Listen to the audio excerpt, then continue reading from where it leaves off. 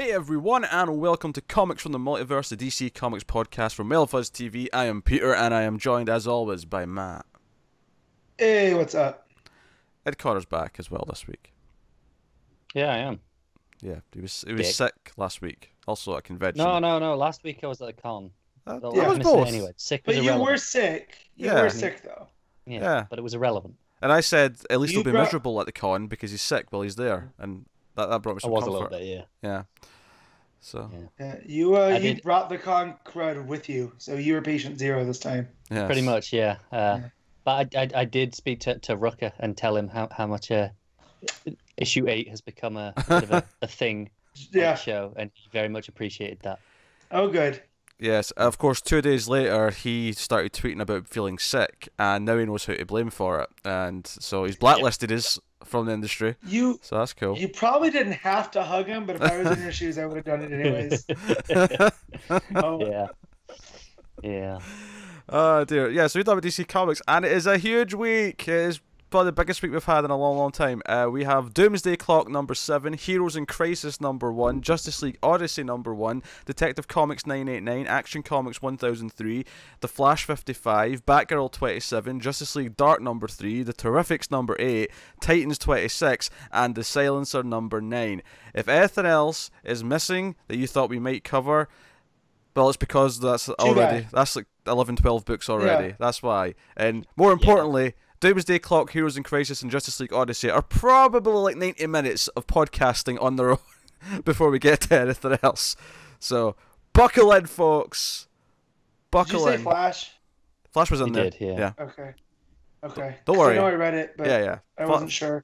Don't worry. Flash is not going to get ignored. It's been a rough week. The comics, busy lives, Yeah. work. So, Uh, So what's happening this week there is there won't be as much news or small talk before we get going. There is one bit of news. Obviously there was some movie news. We mentioned the Birds of Prey stuff last week. They actually cast the actresses. We have a Dinah, we have a Huntress now. That's cool. But we're going to gloss over that this week. You can get that on the movie news. 1.21 gigawatts movie news. Me and Connor talk about it this weekend. Go get it there because. I just want to say I'm very happy with the casting because I like both of those ladies Oh sure, yeah, a lot. So that's good. yeah. No complaints from me either. But we do have one bit of comics news to just sort of throw out there before we get going. Sean Gordon Murphy announced his next thing, and it is a sequel to White Knight. It is Batman: Curse of the White Knight. It's coming in 2019. This one's officially part of Black Label. You know, not retroactively Black Label. Right. Yeah. And it is bringing Azrael into the book, and Azrael's going to be this great villain in this universe. He's going to become one of the greatest foes.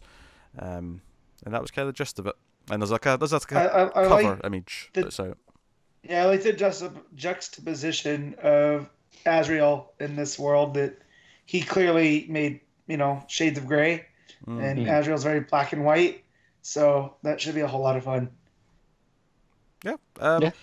I'm looking forward to it. Obviously, me and Matt especially love the last book, so Yep. we're all in, I assume. Yeah, no, I mean, I enjoyed the last book. I'm expecting more of the same, more or less. Murphy seems to just like doing this because he gets to. I mean, I'm expecting multiple new vehicles by about page 4. Hell yeah. Yeah. In issue 1. So Yeah, I want to see Batwing. Like, that'd be cool. He gets to redo, like, bat jets and whatnot. So. Oh yeah, I could see some vehicles, some aerial vehicles, maybe some boats, submarines, submersive bat subs. We'll I get don't shit. know. He pulls from every aspect of Batman, like from the 66 show to the terrible 90s movies to to the awesome animated. So yeah, we'll see. Yeah, but that was the one big news thing this week, unless I'm forgetting something, because No, might be a little bit more next weekend with New York Comic Con. Might get a few little bits. that's true. Matt will be missing that episode though. Matt is away next week, and then Connor's away the following week, so you're getting two twofers the next 2 weeks. Yeah, but still way too much Pete. Sorry. In fairness, though, he does record and edit, so He does, without yeah. him, there is no show. Yes, thank you, Matt. Oh, you're Nice to be welcome. appreciated. Like, I hate to give you the credit, but it's Yes. I So was just gonna not mention that part.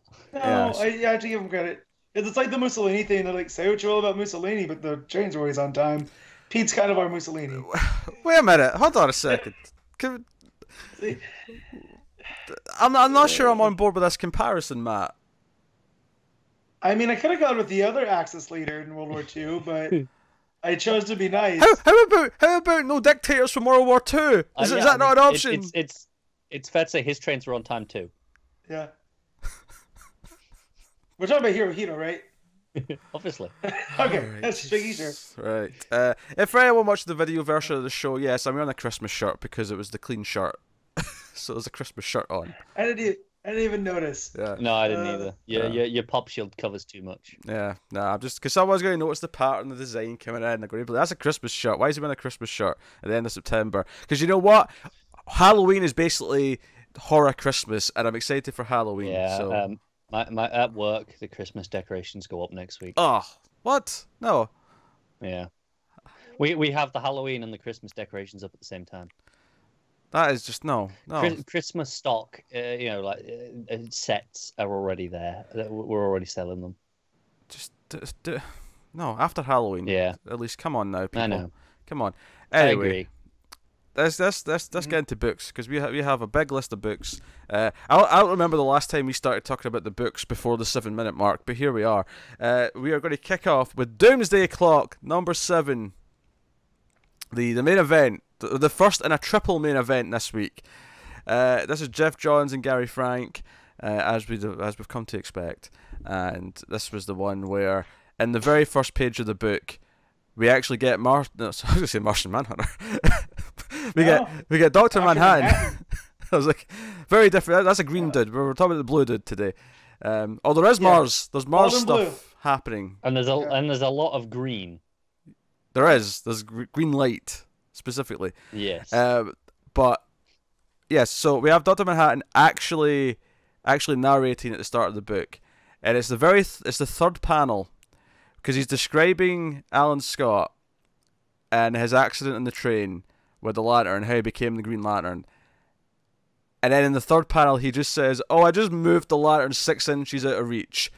And I audibly dropped an F-bomb whilst reading the book. Yeah, And he goes, "Oh, I moved the lantern 6 inches out of reach. Alan Scott died." What the hell?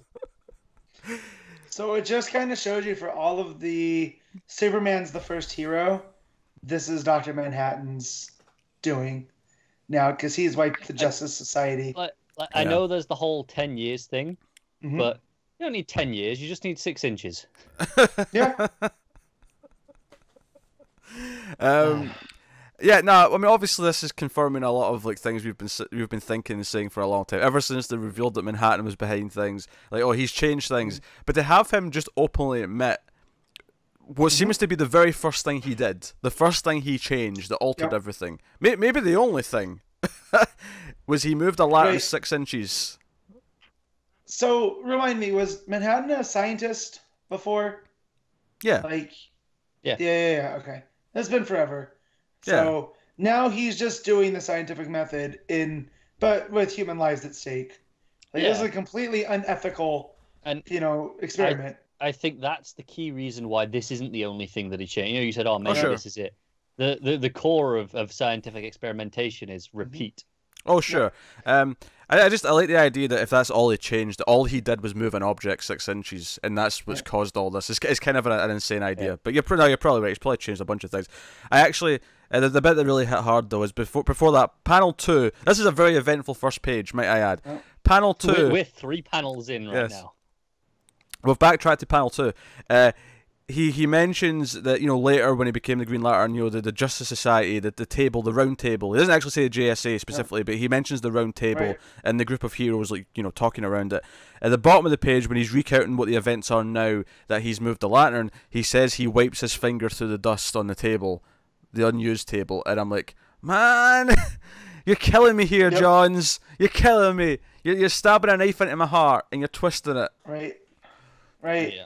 And we know that Johns was informed by Robinson's The Golden Age comic. So, and that's why he got this, invigoration of the Justice Society in the late 90s, early 2000s with Robinson, but it stemmed from that. So the fact that he's going and wiping all that from existence, it's like kill your darlings, that whole saying. I forget which author had said it. Kill your babies, yeah. So it's a it's often used in filmmaking when you have to like cut scenes for pacing, and you might really love a scene, you might love it, but you know that it's not actually adding anything to the overall plot. But on its own, you love it. You love everything that's in it, but you have to kill your babies because that scene's your baby. That's what it. Yes. Someone at Jack Ryan could have taken note of that with Victor. The random shade for Jack Ryan. I'm still just annoyed at that. Anyway, it was a pointless subplot. How is Jim Halpert's threat level midnight? So that's what I keep referring it to. So he is Jim Halpert with scars. That's basically it. Also, he's barely aged a day. I feel like that man's not aged in like 15 years. He's joined the club, hasn't he? Yeah. Him and Bunk from The Wire, who's the other character in it. He's not aged that much either. But hey, so yeah, I think the other thing this first page does, because it goes a lot into the history of like how this green light landed on Earth and all the forms it's taken over time. Ultimately, for me, this was all giving it backstory, but it was re-establishing how Manhattan thinks and how he talks about things and how he's picking things from different points in the timeline, and he's like, it's all happening at once for him. Yeah. This panel at the bottom, where we mentioned, with the table with dust, it goes from it's January 1950. I'm standing on Alan Scott's grave, and then it's November 1940. Is the very next thing on the same panel? Yeah. Right. Yeah. So it got me like. So you remember in Arrival how the aliens see time? Sure. I was going to say, is this spoilers for the movie before you make your point? No. But how they, because of their language, they view time differently than we do. Like they see it in all its four-dimensional glory. This is what Manhattan's doing. That's how I saw it in this. Is he's experiencing everything at one time, but now that he's changed things, it's almost created these branching, things. So he still kind of knows what was supposed to happen, but now he also knows what has happened because of his involvement, and that's makes my brain hurt. Yeah, because that's more than four dimensions. Because four dimensions is just the idea that you can move through time. Once you start changing it and creating new branches, then that's more dimensions. Yes, we got. It's fourth dimension plus. Yeah. Because once you get to the fifth dimension, now you're dealing with Mixie, and we know he was locked away for whatever reason. So probably because he can mess with this shit. Yeah, it's probably because he's aware of the changes because he's in the fifth dimension. Yep. So, I mean, I think that's arguably is just him playing with the fifth dimension because he's altering things. And Mixie's like, hey, stuff's going on here. What up, bro? Who else is changing things? I'm not the only imp in the village anymore. Yeah. But so I mean, technically, would that make Manhattan a fifth dimensional being? Because he's noticing the changes. He's become one, yeah. Yeah. Like, if that's how all this ends, I'll be a little upset, but I'll also be like, okay, that's pretty cool. Like, I feel like Matt's opinions on comics often sum up to, I'll be upset, but it's pretty cool. I feel like that sums up a lot of your feelings on a lot of comics. So just to get back to this first page. Oh, here we go. I was going to go to page 2. But... No. I want to mention specifically something on page 1. Sure. So we go through all of this story. And then you get to the end, and it's 1 month into my future. I see nothing. Oh, sure, yeah, we should talk about that. Shit, where are we going? No, obviously we come back to this at the end, so I think we'll save a lot of this for this. But it's worth pointing out how that sets up the tone of the issue, where you're like, wait, what? You're immediately like, where are we going with this? It reminds me, if you watched Agents of S.H.I.E.L.D. this past season, there was a character who was kind of like Manhattan. Not that she could change things, but she could see time, all of her life. She could see everything. And when she started talking about this is the day it ends, and you eventually realise what she meant was this was the day she was going to die, because she didn't see anything beyond that. And that was kind of what this made me think of. It was like, oh, there's nothing past this point in time. And given that he can see everything in history and everything that's going to happen, and it wasn't like this before, so arguably is he at fault for this? And that's something he even kind of ponders at the end. Is this my fault that everything's ending? We'll get into the specifics of that, but also point out, just there's the other line here. Go on. Surface on Mars. Oh no, he doesn't say it here yet. He doesn't say it here. No. Checkerboard? No. There was a line about the most hopeful amongst us is now hopeless. I thought that might have been here, but that's later. I'll let you move on to page 2 now, if you like. Thank you. I mean, we've 2. spent, what, 7 or 8 minutes on page 1. Buckle in! Buckle in, everyone! Alright, so obviously we got back to... Obviously, the last issue was mainly Mime and Marionette. So this issue, everyone's kind of back. Rorschach's here with Johnny and Saturn Girl. And she's kind of explaining her whole thing. And the owl ship shows up. There's a page here where I can never have remembered all this. We're going to have to look at it and actually break down everything that this page talks about. But it's all these different news reports of things that are happening around the world. And there was no way to remember all this off the top of your head. There's so much going on. Yeah. Because Geoff is there. We got refugees disappearing. We got an animal, vegetable, mineral man who's in Calcutta. He's essentially Beast Boy. That's what I'm just going to say. Like, sure. You can turn into animals, vegetables, and minerals. But what I like is he's part of the Indian team called the Doomed. And they seem to be Doom Patrol-ish. And they busted up a ring of human traffickers, and then Animal, Vegetable, Mineral Man decided to eat the human traffickers. Yeah. Let's not brush over that Japan has domesticated kaiju. Yeah, buddy. Yeah, I'm okay with that. That's their part of the heroics. Yeah. Which kind of bums me out, because I always liked Morrison's idea of the Japanese superheroes. Because he puts a distinctly Japanese culture onto it. But it's funny, though. Domesticating kaijus, I'm not mad about. Because, when I saw the trailer for Godzilla King of the Monsters, I was getting, like, shared universe Avengers vibes where, no, in this world, it's the titans of the monsters who are the heroes. And so them saying, no, Japan's actually trained or tamed the kaijus, I'm like, sure, let's do it. Yeah. I'm into it. And then it's really, we have Hyeth member Dybook wiped all of the Ministry intelligence computer systems, and this, like, really, what I like about this is the image here on the panel. It's this really old school, almost dot matrixy looking, like, graphics of this guy in the computer screen, threatening everyone. And then, reminds me of the newscasters in Dark Knight Returns. Oh, sure, yeah. How they were kind of shown. Yeah. And then we have also. Go ahead. President Xi Jinping's dreams were invaded by an Australian metahuman and tortured by a basically creature, but Australia's denying the accusations. Yep. So that was a fun one. Of course. So chaos, basically. Chaos. Yeah. And it seems like Geoff is leading this, almost like he's putting together his own, I don't want to say it's a whole force, but he's reaching out through Markovia to these other groups.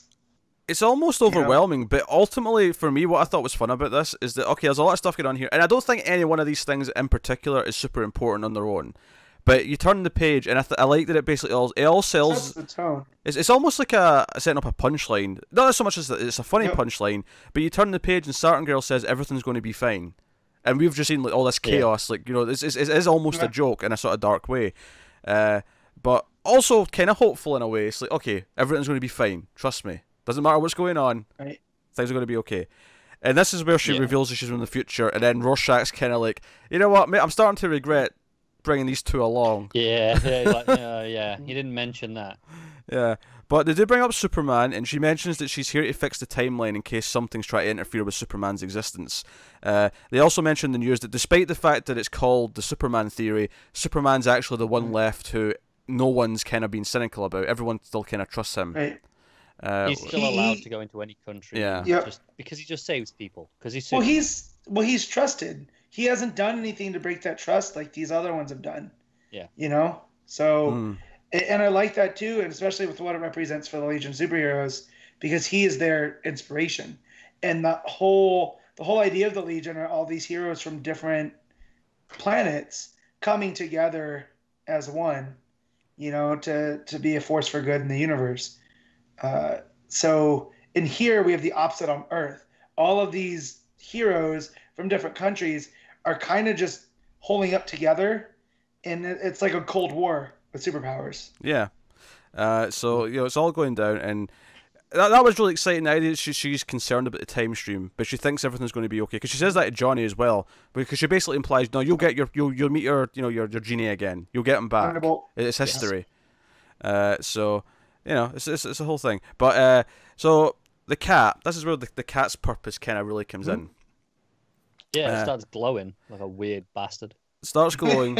We find out he reformed the cat from the original cat that was vaporized by Manhattan, but because it was vaporized by Manhattan, it has Manhattan's energy, and therefore it can track the cat, or it can track Manhattan rather. It can track the cat. It can track Manhattan. Well, and if they fill it with enough energy, they can basically force Manhattan to appear. Yeah, because it leads them to where Joker and Mime, Marionette, and Comedian all are, and they're getting ready to torture. And we find out that the Comedian was only brought on board to kill the cat. He wasn't really there for anything else. He was just kind of embellishing a little bit, shall we say. I actually do love how Batman enters with the Mime kind of trying to tell Marionette that who's there. He's just like the pointy ears. Yeah, she's just like, oh, what is it? And he just does the fingers, and you're like, oh shit, and then you turn the page, and Batman's just there. Yeah. Well, I love because you see Batman tied up in the background, and then it kind of goes into what they were saying in Justice League last week, is he's a Batman. If he's in chains, he's gonna get out. Yeah. Yeah. And then what happens while they're all dealing with each other, in Marionette's plunging a drill through Comedian's forearm, Batman escapes. Yeah. I love I don't know if Joker saw this before. I don't think he did, but his reaction to the invisible gun, where he just starts laughing and says, "I didn't see that coming." He's just in awe. It's almost like he's getting to watch other versions of Joker's fight Batman. Like he never gets to experience it from this third person view, and I think that's proving entertaining for old Mr. J. I really do enjoy John's Joker here in this issue, just because, like Pete just said, he's experiencing this as as an audience and not participating. Yeah. I think for me, he's still a little bit overboard with the dad jokes. Yeah. Like, I think that just comes. Yeah, that just comes down to John's, though. I think. Yeah. Then because what else do you do? Carl does not appreciate a good pun or dad joke. I can tell you that right now. No, dad jokes are awful. Yeah. So obviously they show up with the lantern, and Veet's like in pain at one point, and he's talking about how much he doesn't have much time left. Batman, meanwhile, is fighting for his life with Marionette, trying to like cut him with her wire. It's actually cutting through his glove. She does. Yeah, you can see it going right through his glove. Yeah. Yeah, she takes off one of the spikes. The fins. Yeah, the fin. Yeah. But you can see it get into the proper glove as well. Like he's run out of time. Like she's going to get through his hand eventually. But that's where everyone else shows up. Rorschach's there. The whole thing's going down, and they basically force Manhattan to appear. Veet, holds the cat up to the lantern. The lantern, because the lantern was touched by Manhattan. This is why the lantern's important, because it has Manhattan residue on it. Residual energy. Yes. Manhattan goo. Manhattan goop. Yes. I can just say, to pick it the art, I love the look at the bottom of that page. Veet's face, the manic smile as he realizes it's working, and that's and then the colors too, because you have the blue. Oh sure, yeah. And then on it's the way the blue plays off the shadows. Well, that and then the green, how the green just pops, compared to everything, it looks great. Yeah. And lo and behold, here he comes, but Blue Dick himself, Manhattan. Yeah. After all that talk last week, Matt, about removing Batman's dick, here we have the blue cock. They leave, but it just cracks me up with Joker, where he's like, for God's sakes, put some clothes on. I don't want to gloss over that Batman says, "I know who you are." Yeah. Well, he's seen him, the whole button. Yeah, that's what I'm saying. Like, that's how he understands who he is, and I don't even necessarily think he has any more information since then, but just the idea that he's aware this is the man who's manipulated the timeline. This is the one who's changed things. He understands that much, and that's and the anger in his face. Like that really got me hyped. The fact that he knows who he is. So he cuts out a big circle because Veet wants to talk, and he takes them to the everyone but Batman and Joker. Yeah, basically everyone who's Watchmen related. Well, actually, that's not true because Sartin Girl and Thingy aren't. Well, they don't go either, do they? No, it's only you're the right. people from the Earth. Yeah, it's only Watchmen people who go. Nope. From that universe. They're left behind. Interestingly, it's a checkerboard, which obviously Manhattan references that at one point, but obviously I think this also relates to the chessboard from the game of chess from the movie, which I think is very important. The idea that they're all pieces on a chessboard, and there's some stuff later about how the two people playing chess might actually be Manhattan and Superman when all things come to the end. Yeah. But yeah, so Adrian's obviously, you need to save the world, blah, blah, blah. He's like, no, I'm not going back. No, screw that. I'm here. So here's the interesting thing. He brings up Marionette. He's like, you think I saved or spared your child because you were pregnant. Like, that's why I didn't kill you. But I saved your child because I looked into the future and saw what he was going to do, what he was going to become. Yeah, I saw what your child would do, and I chose to save him. Yes. Right. And I thought that disputed some theories when I read that a second time today. But then it occurred to me that even though afterwards we find out she's got a second child, he still could mean that he saved the second child, because he still has to save her for the second child to be born. So it could be either child. Yeah. We don't know which one it's going to be that's important. Both could be important. That's why he says which child. Yeah. Yeah, afterwards, yeah. Yeah. But so they're just happy. They're hugging and kissing because they're getting having a kid. Right. And I think Mime's reaction to it is his like, little yeah, hands like, hey, come on, lad. Yeah, I did that. Yeah. But this is where we get the probably the first big kind of twist, I suppose, of the book, where we find out that Adrian's cancer has been a lie the entire time, and he's been manipulating Rorschach into helping him. Because earlier on he actually tried, Rorschach was like, hey, my father believed in the better of people, and so that was really neat because it reminds us in the issue what his father was like and what he remembered his father as. But we know, if you read Watchmen, that he completely, Rorschach completely broke him down. It was almost like what the Joker does to Harley in a way, where by the end of it he's a completely changed person and he's lost all of his hope, and he's like, no, your father was this, your parents died alone, upset, and so on, and this was really sad to see Rorschach just kind of breaking down. It was really upsetting, but it was this thing like we've believed this time, or at least we're supposed to believe at least till this time that Veidt is got the greater good in mind, and I suppose technically still might in a Ozymandias kind of way where he's willing to sacrifice he society. always kind of did. Yeah.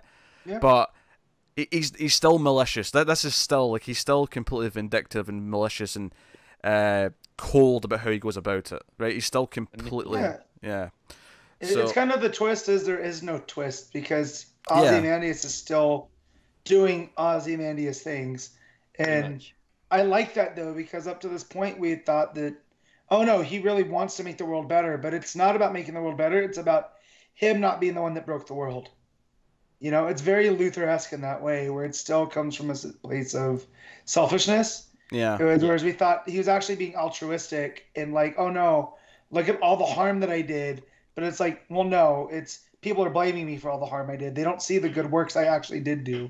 So, and that's actually when we get Manhattan saying, I saw a vision of the most hopeful among them, heading towards me, now hopeless. And I think even when I read that panel, I was like, is he talking about Superman? Or obviously by the end, we know he is, but... yeah, but I mean, you talk about the most hopeful person in the DC Universe. You got a Superman, Walker. right? Kite Man. I mean, sure. Kite Man's the most optimistic, but not the most hopeful. Actually, thinking of this week's detective comic, I'm going to say Firefly because he sees the hope in defeat, so he's actually super hopeful now by my standards. Can I just say, I love the transitionary panels of Manhattan, waving his hand to teleport them. Yep. That like the barcode sort of effect. Yeah, it's like a shutter that's closing, like a door. Yeah. And it opens when they get back. Well, when they first got there, it has the opening sequence. Yeah, it's the reverse direction. Yeah, and then it's the closing. Yeah, because it takes them to like one of the protests, the riots, right? Also, I like that there's a sign that clearly says F the bat, but the hand's covering it, so obviously you don't have to censor it.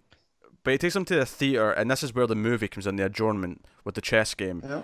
And this is where I completely recontextualized how I interpreted what they were doing with this chess game.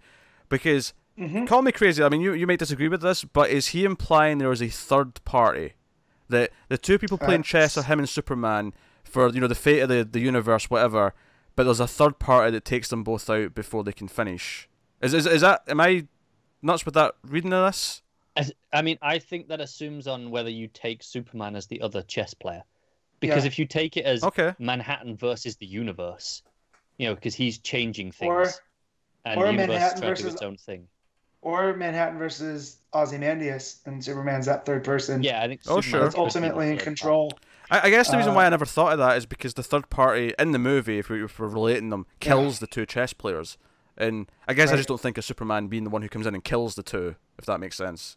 I mean, I think it depends on the definition of kill. Like, if it's literal, if it's just a case of winning. Yeah. Right. Well, but that's not the point of the movie. If I remember my research, and it's been forever though, is that they were killed while playing the game of chess to make it look like they'd killed one another. But Dusk had figured it out in the movie that, oh no, there's a third person. Yeah. It was the idea. If I'm wrong, correct me. Okay, if you remember, it was basically they didn't know which one the target was, right? That was the whole thing. Like, one was just a bystander, and the other one, and that's why I'm thinking Superman, because his world, he's kind of a bystander almost, because it's Manhattan playing games. Yeah, could be, but what I'm thinking is, obviously there have been rumors since the start of Doomsday Clock that it'll end up with some sort of resetting the universe again, back to a even more normal version, status quo. Yeah, and if the universe and Manhattan are the players, Superman's trying to take out Manhattan, and the byproduct is that he takes out the universe resets almost. Okay, I can see so that. That would work, sort of. Yeah, I guess. And we also find out that Manhattan was there when the actor that played Dusk had his head caved in. Yeah, so he knows something about that too. I guess I'm not completely on board with the idea that one of the players represents the universe. I don't know. I've not had anything from it yet to suggest to me that it represents not even an entity. Like, there's still so much. Such a high concept idea like that.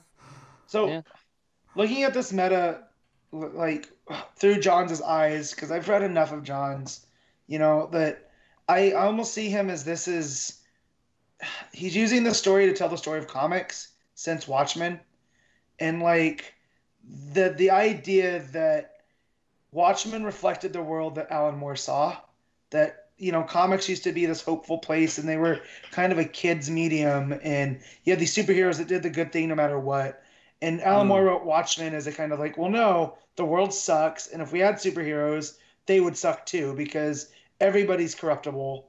It's just by how many degrees. And then that idea through Watchmen kind of invaded other books. You had Dark Knight Returns, and you had the whole 90s and all of that stuff. The bystander. And that's where, and so you had the comics industry take this grim and gritty view for a little bit, and then Watchmen has become this big, cultural milestone in comic books. It changed the way it did things.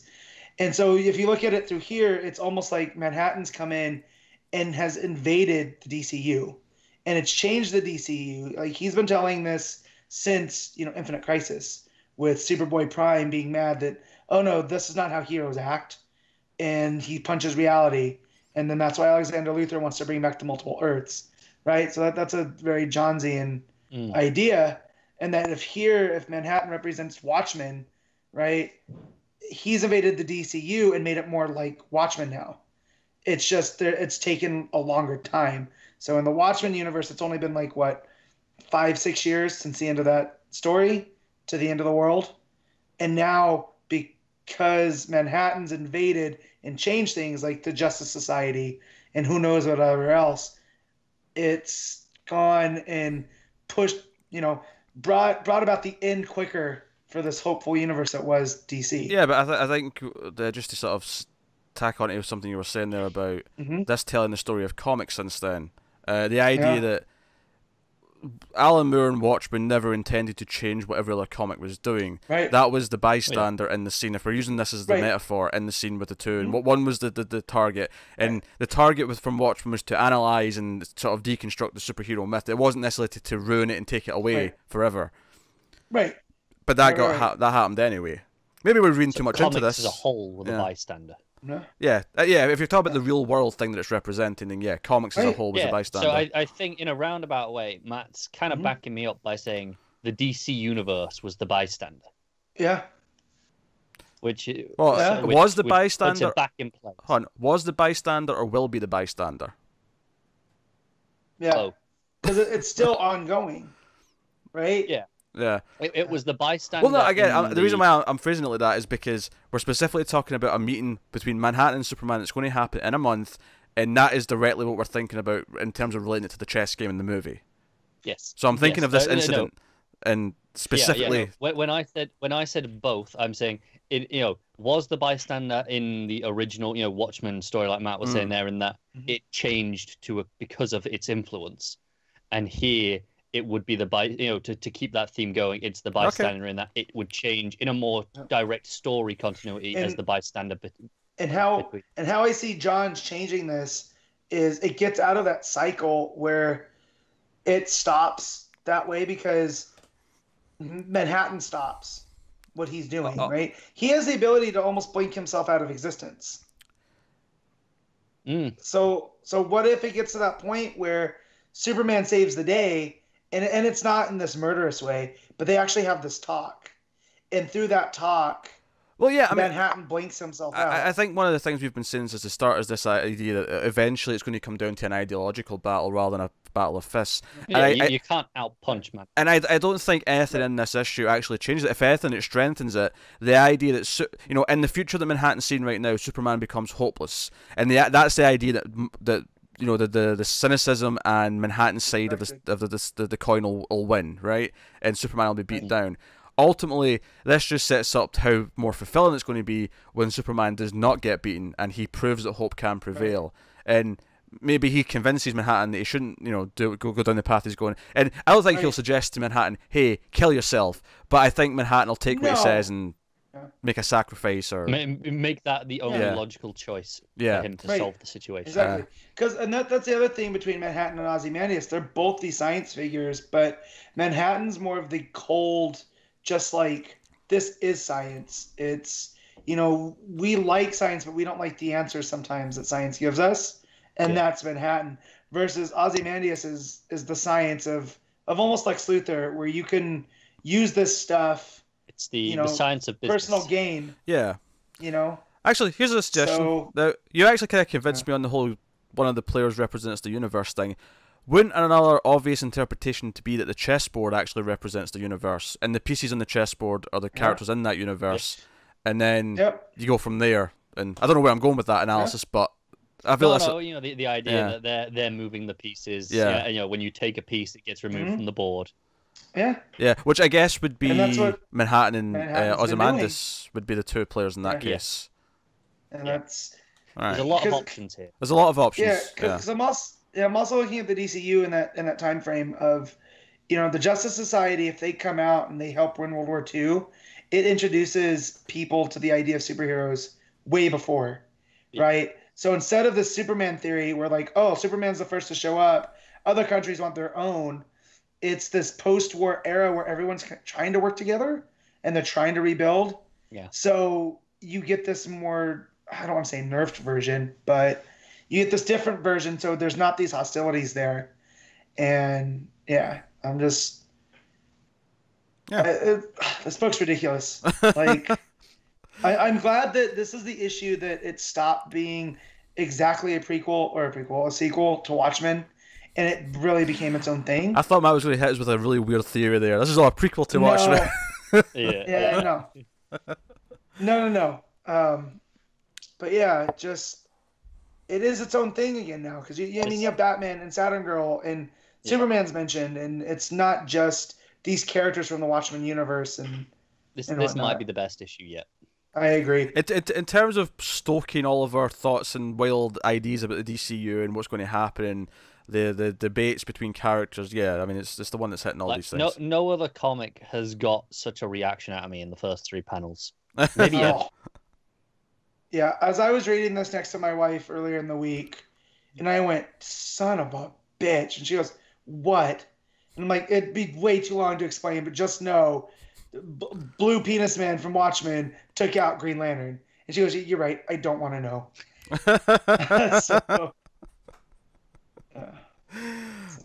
Now you started Sounds talking about right. 6 inches, and then she's like, "Why are you focusing on that?" And yeah, Yeah. because that's how she knows Watchmen is. Oh yeah, the naked blue guy I movie. think, to be fair, she's not alone on that. No, so but yeah, who we and then to go to Heroes in Crisis. Not that I'm moving, the complete opposite reaction. oh yeah, we've got half a book She here. was just like, Still, No, I know, we- but I'm we've just still got saying- a return. her maybe needing me to commit me because of my not violent, but complete change in emotions from the beginning of that book to the end of Heroes in Crisis. It's been roller a tough week. coaster of a week. Yeah, exactly. So we come back to Batman Joker. All the other characters come back as well after a bit. Rorschach actually ends up beating the living shit out of the Joker. He's not. Should point out, Manhattan doesn't come back with them. He sends them back, but he vanishes. He sends it back, and Rorschach's like, he actually says Rorschach is dead, and he goes to take off his mask, and that's the whole thing. And Sartan Girl and because they were still on the ship, that's why they didn't go in the circle. Actually, they were still on the ship. Was Johnny and Sartan Girl. Yeah, and Adrian comes in and he just starts kicking the shit out of them. He punches out Sartan Girl. He kicks. I mean, what age is Johnny? He's like 90, I think they said. He's in his 90s. Yeah. Come on, man. Yeah. And he punches him. And how like both like excited and worried are you at the end of that page when he just smiles and says, "I have a plan"? Yeah. It's like, oh shit. With the information he had, because we know what his last plan was. His last plan in Watchmen was like the crux of that entire book that resulted in like an entire city being destroyed. I see him as, I'm gonna take my ball and go home, and if I can't have my planet, they can't have theirs. And now I think he's gonna accelerate whatever's going on. Yeah, but in a weird way, he's thinking it's going to save both. That's what he says. I can save both worlds, and whatever cockamamie plan he's got, I'm not sure. But let me get a glimpse of a bunch of different things as the narration kind of ramps up here. We hear the dialogue from the movie again, and this is where I'm thinking there's a third party, because the dialogue in the movie says there's something creeping in the darkness. He's saying, "What do you see, Jake? We need to take cover. This is serious. We're exposed out here. What's that? Something's creeping through the darkness." So I don't know. I was getting a sense that there is a third party of some kind. Yeah. From this audio. I mean, I could be wrong. But even the fact that after that there's the shot of Rorschach. What was his name? Henry? His real name? Reggie. I can't remember. Reggie. Sorry, Richard. That sounds right. Yeah. Reggie. Oh, yeah, Reggie. That sounds right. So he's walking. There's like a homeless guy walking past, and he's almost kind of mysterious and intimidating the way he walks past them right after something says something's creeping through the darkness. I don't know. Maybe I'm reading too much into it. But I think it's notable that on this page we return to the news broadcast from earlier, except we come to Black Adam now. Yeah. And we know how Black Adam's been playing from the whole series. Well, and he's just entered Jerusalem, which would be an international incident. Yeah. Because if this is anything like John's Justice Society, he's meant to stay in contact. He can't leave. That's part of the deal. Yeah. So I think it says a lot that he gets the spotlight. Out of all the news things, he gets the one on his own. Yeah, that's true. Also, someone is sending a letter to Lois at the Daily Planet, and now I think thematically, because of how Watchmen ends, it makes Rorschach would be the Reggie would be the one that works the best. And that was my assumption. I think he's sending not necessarily the journal, but the mask. Well, no, because Batman has the mask. Yeah, Batman's got the mask. Okay. The mask is picked up after the letter's sent. Yeah, you're right.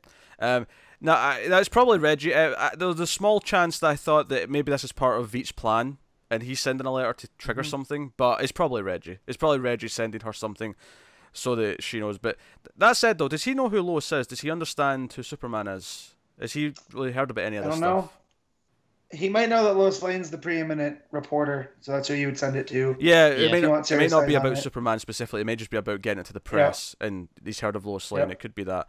But there's also blood in the glove of whoever it is. Now, he did have blood in his gloves because he beat the shit out of Joker, but Veet also had blood in his gloves from beating the shit out of everyone else. So, Yep. So, yeah, it could go either way, right? Because there's Rorschach's Yep. gloves. They're usually dark because they're a lighter color. There, the ones that are in that panel. Let me go back a few panels. No, they're dark. No, they're dark. They're dark. Yeah, you can see it in Joker. that yeah, where he's holding the Joker. And Veet's not wearing gloves. No, he's not. So maybe it may just be like a coloring thing then. That it's supposed to be Rorschach's could be hand, but. I mean, it looks pretty dark to me. Dark enough to be his gloves. But yeah, I suppose the way that he looks out, and then you see the panel, the letter getting in, and then you see him walking past the homeless people. I guess it's kind of that's a sequence of events, which is why you kind of read it as him in the first place. And that's where we get to the end here, where we hear "Mark, are you there?" That's the last bit of dialogue from the movie, and then it returns to you hear the stuff from earlier. Two men playing chess, none come out alive, and you see Manhattan's foot land on the chessboard, right? You see, there's one where it's just the regular chessboard with the king there, and then Manhattan's foot, and you actually see what he had said at the start of the book, that a month from now he's on Mars, and he steps off the checkboard because he's on the circle of the floor that he cut out, which means he literally stepped off of a chessboard, and then he sees Superman coming towards him, hopeless, and then he sees nothing. And any questions? Yeah, I think Superman's angry. He's yelling at me, though I'm deafened by thunder from a world falling apart around us. His eyes burn with anger as he throws his fist forward. Yeah, the world's ending. Mm-hmm. Lois might be dead at this point, and that's why he's finally lost his shit. Like, it wouldn't surprise me. And then I see nothing. And he says, "I wonder 1 month from now, does Superman destroy me, or do I destroy everything?" Yeah, and that is the question. And then this quote at the end. So I just had to look up who Buckminster Fuller was, and it's again Johns is on his A game, because it says seeing is believing is a blind spot in man's vision. And then I looked up who Buckminster Fuller was, and he was an American architect, but he was also a systems theorist, author, designer, inventor, and futurist. He published more than 30 books, coining and popularizing terms such as spaceship Earth, Dymaxium, house/car, ephemeralization, synergetic, and tinsgritty. But basically, he was kind of break that down for me, Matt. You said a lot of words to me there. So just basically, he was a smart fella. Yeah, he was basically a Tony Stark, Ozymandias, in real life. You could say the dude from Tesla. Musk. Musk. Kind of Musk of the mid, mid-century.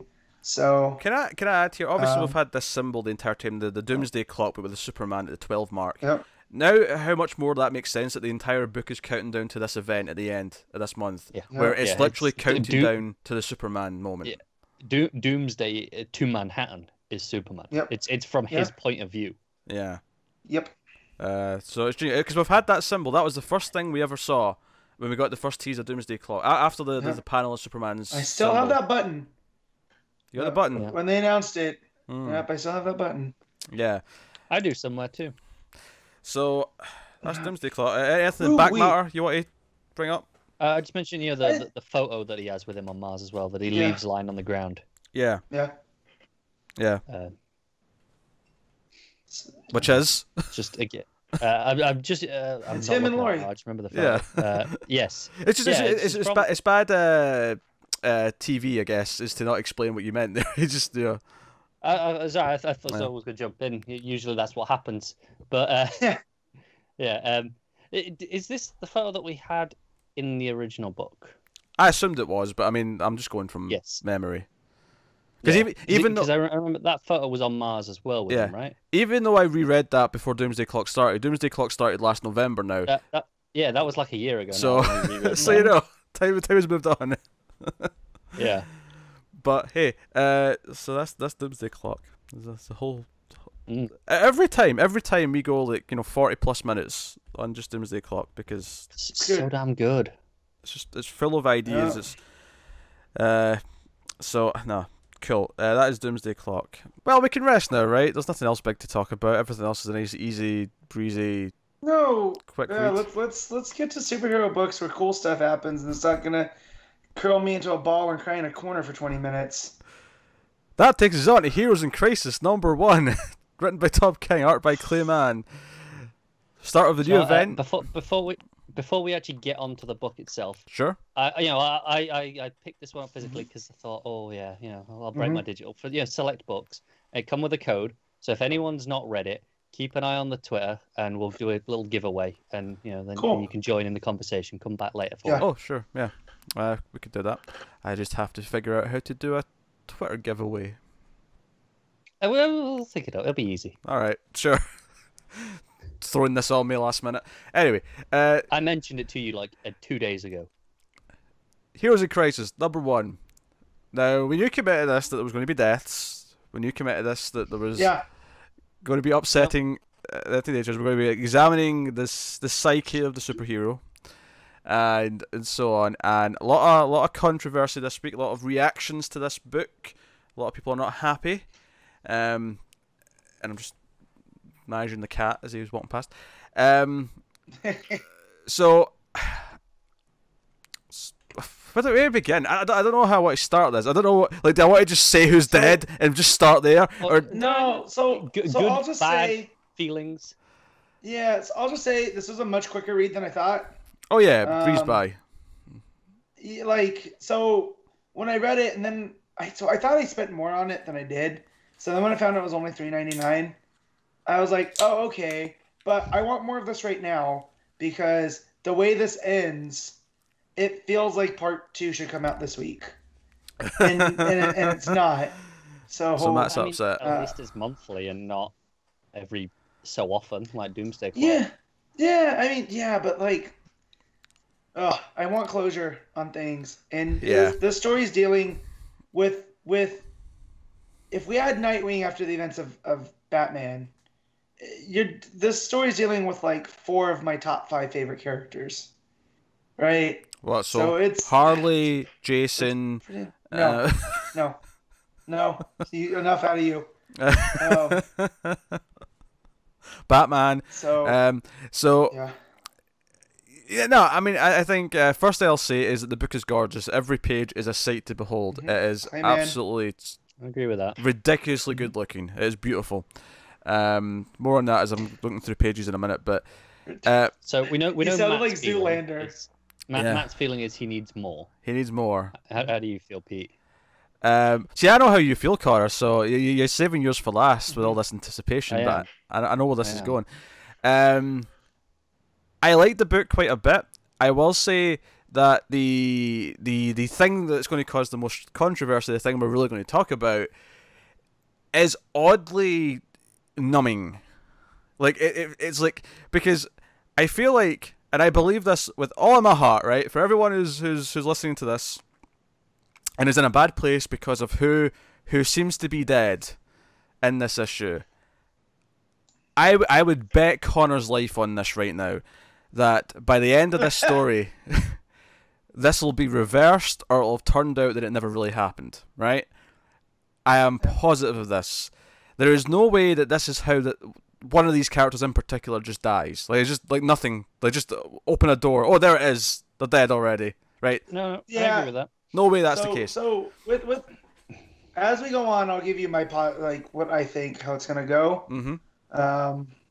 So I definitely think this has earned its crisis in an issue. Sure. Yeah. Right. And I definitely think going forward, it's going to have to deal with more than just one timeline. So I think that's another way that it's a crisis. But yeah, so do we want to talk about the death that we're all? Well, we get Connor's feelings first. He's with KG. Oh, okay. That's what I would say. I more apathetic than I thought was possible reading the first issue of a DC event. Where oh man, it's not bad. I don't hate it. I just don't care. So the guy that works in my shop that I'm kind of close with, he's the one that gives me crap all the time. He was just like, yeah, it's fine, but it's not going to matter. And we ended up having this 10-minute conversation how I think he's wrong about that, because he's very much, when it comes to the big two, any storyline they do doesn't matter because they're just going to change it anyways. But to me, that's comics. That's how comics grow and change, and that's how you have Superman for 80 years. Oh, sure, yeah. So yeah, so now you have these independent comics where they can come in and you can tell a full story and then it's done, right? Like, I think you guys were talking about Saga and the Thread, and I guess Saga's done. I wasn't. Yeah, I was. So now so that story now it's over. Those characters are done, and everything that happened mattered, for lack of a better term. But so just to say that just because it's the big two, and these are characters that can be killed and resurrected and killed again and then resurrected and then changed, and I don't necessarily mean that this story can't matter. Firefly, where's Manhattan? Lead me to Manhattan. Lead me to Manhattan. He's not one of those cats. No, he's not. He's just a ginger cat. He's a regular ginger cat. I know. Off you go, cat. He looks like he was. It's a perfect example of why ginger is not red. Yeah. So if that was my cat, it would have been hitting up my eye. Your cat was just like. He lets me away with just a bit. He's so easy going. I mean, he'll eventually kind of like squirm away, but he's like, you know what? I know he knows what I'm like. He's like, I'll just let him do it for like 10 seconds, then he's like, right, that's it, time done. Do your stupid cat owner bullshit and let me go. But Connor, do you ultimately agree that this does matter? Like, you can be apathetic to it, but I don't that's know. not what's driving your apathy. What's driving your apathy? It feels. Maybe it is that I feel like it doesn't matter. That I don't care about anything that happens because it feels like it has no weight to it. Like, it feels like shock value. It's like, oh yeah, we said there was going to be deaths. Here's some deaths. I completely disagree. I am on the opposite side of that. Oh, this is getting juicy. Conflict. No, it totally affected me, and I feel that this has weight because of the way that King has decided to tell the story. Now, like Pete was hinting at the beginning, if it all turns out like this never happened... Make. I can sense it coming, so I'm stopping you before it hits. Along that line that he's going, I might change my mind as the story goes on. I might go, do you know what? This is starting to work for me. In this issue, I don't care. Here's the thing. What I'm getting, this is the harsh open where we don't really get a good sense of like the context, right? Because we don't get an introduction to Sanctuary, even though we kind of know what Sanctuary is just from bits and pieces and news here or there over the past while. We don't get like a solid introduction to this issue of what Sanctuary really is, and it just kind of opens with something bad's already happened, and we get this sort of intercuts with this Harley and Booster Gold stuff at the diner, with them. And we get, Superman arriving, Batman's telling him, hey, don't touch it, it's a crime scene, let me do my forensics, because I'm Batman, damn it. And Diana's like, he knows, Bruce, calm down. By the way, that page of them all flying, that page where they're all flying towards the Sanctuary, gorgeous, one of the best ones. Yep. Beautiful.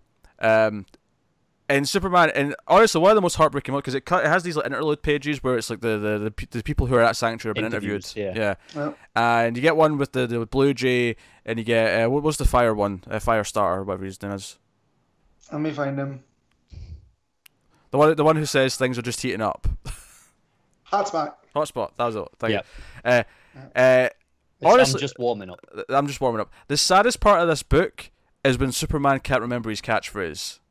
See when he's looking at his dead body and he's like, he had a thing that he said. What was it? I can't remember. That you got the catchphrase wrong there. That's funny. I did that intentionally. That was for comic effect. Sure. What can I say? Hotspot's not exactly a big deal, all right? Yeah, he's no Cold Snap. He's no Cold Snap. Hotspot and Cold Snap, man, they're arch nemesis. Nemesis. Oh, I really hope so. But so yeah, obviously this is all going on, and I like how King tells his stories typically. He's had some flops here or there. I like the tone of the story. I like the setup of the mystery of what's going on. I like the sense of tragedy. The part that leaves me a little bit numb is the shock value that they're trying to go for with who's dead behind the door, right? So here we're going to talk about it. Just in case, really spoilers. Yes, really spoilers here, right? We have kept it until now. You've probably seen it online already because the internet's dicks. Yes. Opens the door and Roy's there dead. I'm like, I can live with that. And Wally's also dead. Fair enough. And it's like, oh man. And like this is because obviously everyone up until now, it's that Suicide Squad thing where you've got your two new no names who are there to prove that the bombs in the next work, but they don't kill any of the main characters, right? That's who you get first with the Blue Jay and the hotspot, and then you get into the house, and that's when you get Wally and Roy, and it's like, oh shit, these are real characters. These are characters that we care about. And you also have Commander Steel, right? Sure. In there, Lagoon Boy, who I recognize. He's a Z-lister, but still, he ran with the Titans. Yeah. The one that got me was Blue Jay, because I'm looking at the page of the birds eating, and I was like, that's weird. That looks like they have a mask. Like, and then you turn the page, and it's Blue Jay in his confessional, and you see the mask, and they're like, oh man, that's brutal. Yeah. It's one of those that's so what you don't see. Yeah. Just for the record, I know these are pre-established characters. They're just very obscure ones. Because I said no names. They just introduced for the sake of killing for Suicide Squad. It's funny when I was speaking to Rucker last week, and he was saying that's the reason he'd never do he's never going to do a Suicide Squad book. Yeah. Because they won't let him do what he wants. Because he feels like no, they'll go, hey, here you go, but you can't kill these six characters. And he's like, well, there's no point then. Yeah, I could see him being like, no, I'm going to kill Catman. And they're like, no, you're not. We like having Catman in the cover. Like, I don't want to do it. It's a classic conundrum with comic books because they have to be ongoing. You have to keep your characters around. And, I mean, I've been on record before, and I'll say it again. I still, like, if I was Dr. Manhattan when it comes to comic books here, and I could just alter events and just keep things in continuity, as far as I'd be concerned, Bruce would actually have died in Batman R.I.P. or in Final Crisis, and Dick would still be Batman, and Barry would still be dead, and Wally would still be the Flash, right? Because I believe in those changes sticking, right? And I'm not like angry that they went back, but like that's where we are now, and that's fine. But I'm all for killing the big characters eventually. But I'll say this: I am far more interested in killing Bruce, Clark, or Diana than I am killing Wally, Cass, or pick a Robin. See, do you know what, that's the one. Except thing Jason. That makes Jason can go before Batman. Yeah, it's for the record. The one thing that makes me go, well, could this be real? And we're all kind of of the mindset at the minute going, nah, probably not, right? Now it's real. I'm mourning. No, I think because of how they reveal it, unless they spend time over the next 9 issues making it feel more important retroactively by building up what their death means. Yeah.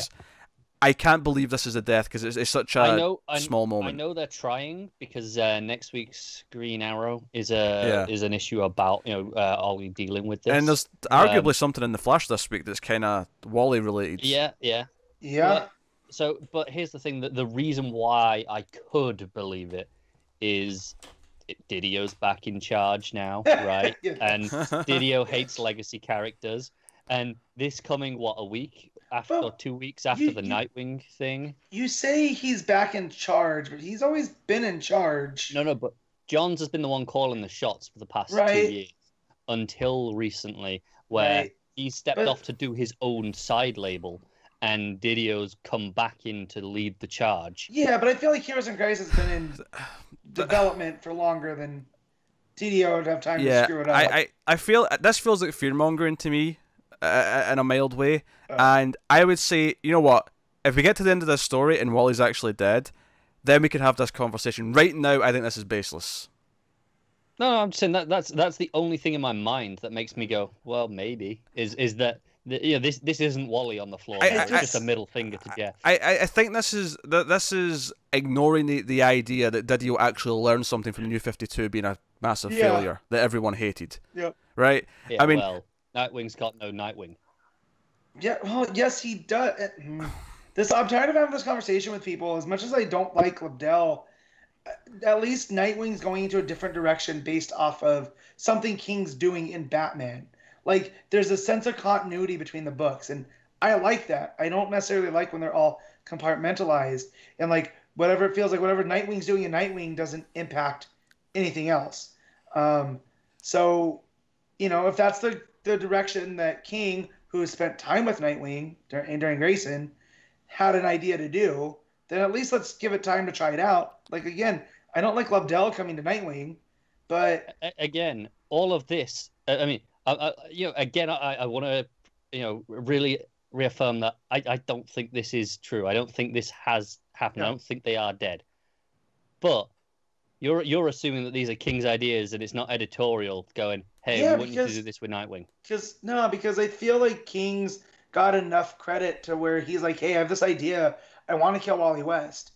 And he's like, well, why? He's like, well, that's the whole point of the story, is about how trauma affects different heroes. And like, well, we just brought him back. He's like, I know. That's why it's going to work. You know, because if we all had money down on who was dying, none of us had actually money on Wally, right? Like, yeah, not until like spoilers and leaks and rumors started coming out about it. Exactly. So like from everything that I had seen with Wally, it was like, oh, he's just gonna be a side character in this, and like, oh no, my money was on Kyle Rayner, right? Because that would have been way more satisfying. Well, see, it would have been. Shut your face. It wouldn't have been as affecting. The fact, like, I turn that page and Wally's laying sprawled out, and Superman goes, "Wally's confirmed." Like, he's known Wally since Wally was. Joe, what's funny about this? Right. Joe, what's funny about this is that if you go back to the Titans issue last year, where Wally's heart stopped, there was a joke afterwards where Nightwing said, "Hey, can you stop dying, please?" And that's just really funny to me now. I think, Matt, you're talking about your reaction when you turn that page. Is I had the complete opposite reaction. I turn the page, and I see, oh, it's Wally, and I mean, Roy, whatever. Roy's probably fair game. Oh, it's Wally. Okay then. This is the thing, though. This is partly why I don't think this is sticking. Whatever way it is, and even if technically it sticks at the end of this book, and that'll still be kind of a problem. But at the same time, what about the end of Doomsday Clock when the world gets reset or they change things again? Like, is this going to finish before Doomsday Clock? We're 9 issues now instead of 7. Well, it was always meant to be. Again, it was always meant to be 9. We talked about this last week. He's just changing the numbering. So instead of there being 2 specials that flank it, but it still extends the length though, because now it's 1 a month at 9, as opposed to those 2 extras might have been the same month as regular issues. Full out. I don't know actually, because Doomsday Clock has 5 left. Has 5 left, so that's 9 months. Because you'll have to account for a month after the last one. 2 years. So, yeah, could be close. Yeah. This might finish just the month before Doomsday Clock. Doomsday Clock. These will finish around the same time, actually. You're right. Within a couple of months of each other, these will finish together. Because, and we know that in the DC continuity that this predates, the events of Sanctuary predate. Is it that? Because I said that as if I thought it'll be this big chunk of time after this is done, and then Doomsday Clock is still to finish. And then they'll reset. But it won't. It'll be around the same time. That's why I was asking if this will finish afterwards, because I mean, I know it happens sometimes with delays. Things slip and they go, whatever. But unless Doomsday Clock starts going back to monthly, like they said, it might happen at some. I'm not expecting it to, but unless that happens, Heroes in Crisis will finish either a month before or like. Well, this has got 8 months left. Yeah. Doomsday Clock has 9, I think. If that's every other, but hang on. Like if Pete's saying if it's every month now, after the next one. Do the math. Then we could only have 6 months left. 8's in November. You can go from there. 8 of this. No, 8 of Doomsday Clock's in November. Right, no, 8 in November, so that means 9 in January, 10 and remember, in March, 11 in May. We get one in week 1 of January of Heroes in Crisis because of Christmas. Yeah, but that's not affecting it. Count that as a December issue. Because that's still the December issue. Because we're still getting an issue at the end of January. That's the December. Right. Yeah, that's what I'm saying. Week. Yeah. So it doesn't affect anything. So Doomsday Clock should finish in July, and this will finish what? This is the September issue, right? Yes. Yeah. So 2, 3, 4, 5, 6, 7, this 8, is intriguing. 9 should finish in May. So it's got 2 months on it. That's close enough where we'll be getting solicits for things as that's coming out that are after Doomsday Clock. So, do you know what? I wonder if this is actually something to do why they added those 2 issues into the main book to sort of draw it out to around the same time. Maybe. This is interesting. So my thoughts on Wally just were, I felt like a family member had died, and I know that sounds ridiculous, but like Wally's my Flash. So when I turned the page and he's laying there, I went and I was like, no, that's not Wally. It was like a legit, like when you find out a family member has died, and it takes a second to sink in, and you're just like, no, someone's lying to me. And do you know the other thing that You is getting me about this is that Williamson's run on Flash, not only have I always had the impression that Wally's coming back to it at some point, even the way he deals with it in this week's Flash issue by hinting that something's happened, it doesn't, like, I've not heard anything from Williamson that sounds like he's upset that he can't use Wally anymore. It sounds like, that everything sounds like it's all part of the plan. So let's continue talking about, because we see Booster and Harley, they start fighting at the diner, and you think, well, Harley's snapped because of what we know about Harley and what we know about Booster. But it turns out that actually Harley thinks Booster is responsible for all the deaths at Sanctuary. Yeah, but they think each other's responsible, essentially. Right. And then I did think Harley was a little bit more manic than usual. Yeah. Yeah. I don't know. I don't, just the way she's like, seeing everywhere a stab, like, I mean, right, okay, I get it. Harley's crazy. But I bought that as she's just witnessed people being murdered, assuming she's not the killer. So she's in a more frantic state than normal. Yep. I mean, this is like 20 seconds after she eats a slice of pie, so. Aye, but she's awesome. Like you say, she's crazy. She's gone back and forth, but she's just went through this big trauma. That's what I took that as. I was fine with it. Fair enough. Right, and so, and it ends with Booster, and his talking about how, it's in the interview, just to clarify. Yeah, during the interview, and he says everyone's messed up, including good old Booster Gold, and so he says, "I'm here, I'm ready, I'm talking, help me." So, oh man, I don't want to think that it's Booster, but if it is, I also think like there's ways to fix it because timey-wimey, you know what I mean? So I feel like there's the back door is when you do something with the time traveler. You know? I feel like the way the comics audience reacts to books is very reactionary, and we see it all the time where something's set up in issue 1 or 2, everyone reacts as if everything's changing, but it's like, no, wait till the story ends and see how it actually deals with something. I think what the comics community don't as a whole, or at least the vocal ones who get really loud on Twitter and stuff like that. What they don't really stop and think is, how is this actually building the drama in the story right now? What is it doing to the characters that are here? Right. How is Batman and Superman and Wonder Woman reacting to this? What is the mystery here between Booster Gold and Harley? And if you don't think any of this works, then that's fine. And I know some people are just upset because, this is like a really dark story where the whole point of Rebirth is that we're going to get away from dark. I don't necessarily think that the problem with the New 52 was that it was dealing with dark stories. I think you have to do dark stories with your brighter characters to give them the drama occasionally. I get where they're coming from, though, because Wally is meant to represent all this hope, and this is the way things are going back to. And again, we talked about it in Doomsday Clock. That's John's thing. Yeah, I think if you look at Wally as representing Rebirth, because that's kind of what he was, right? Yeah. Right. And then to just kill him off here, basically off screen. We don't see the act in the first issue. I get where those people are coming from, but again, I can be reactionary. We all know this. Oh, we know that. I want to flip tables, right?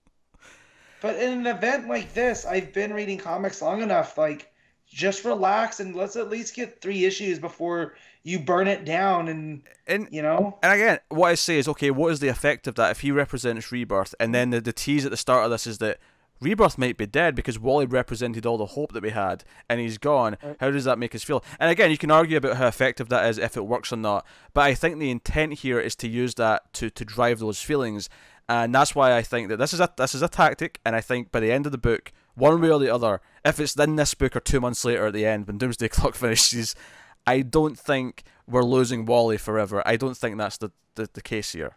But I mean, maybe I'm just in denial. Maybe I'm just like, I'm hurt and I'm not wanting to accept it. Maybe this version of Wally, right? That can't be with Linda because of different things, and it's a different. But maybe classic Wally after Doomsday Clock resets, where he has the kids, and it's, you know what I mean? Like it picks up right where Flashpoint left off. Yeah, I mean, I don't know.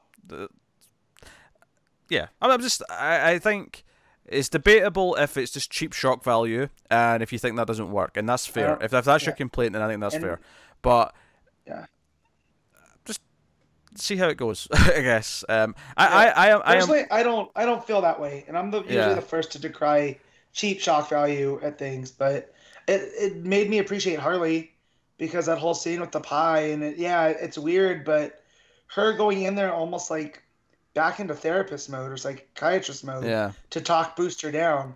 I appreciated that about her. For me, exploring a darker story with these characters that are brighter, that are these heroes, for me it's about testing them and ultimately coming out more hopeful at the end because of them overcoming whatever this is. Yep. With the New 52, the problem was everything was dark and gritty, but it was dark and gritty without any kind of point or release from it. Yeah. Whereas there's a lot of fun stuff going on right now. You read the Terrifics right now. You're telling me that's not light and pulpy and fun and delightful. you know. This is why I feel so strange about this comic, because like I'm not angry at that this has happened. I kind of just I'm not enjoying it, but I'm not angry. I'm like, yeah, okay, it's an issue. I'm not saying, we shouldn't be doing this. It's too dark. There's like I said, there's plenty of light stuff, and I've got room for both. I love dark stories. I don't know. I don't know. You read Red Hood. Yeah, to quote Joss Whedon on the subject of the hit television show Buffy the Vampire Slayer, when Buffy's sad... Even Matt's getting sick of it now. When Buffy's sad, ratings are good. That's where the drama comes from. Yeah. Well, I mean, if everything went off the way it was supposed to, we'd never have any of these stories. Like...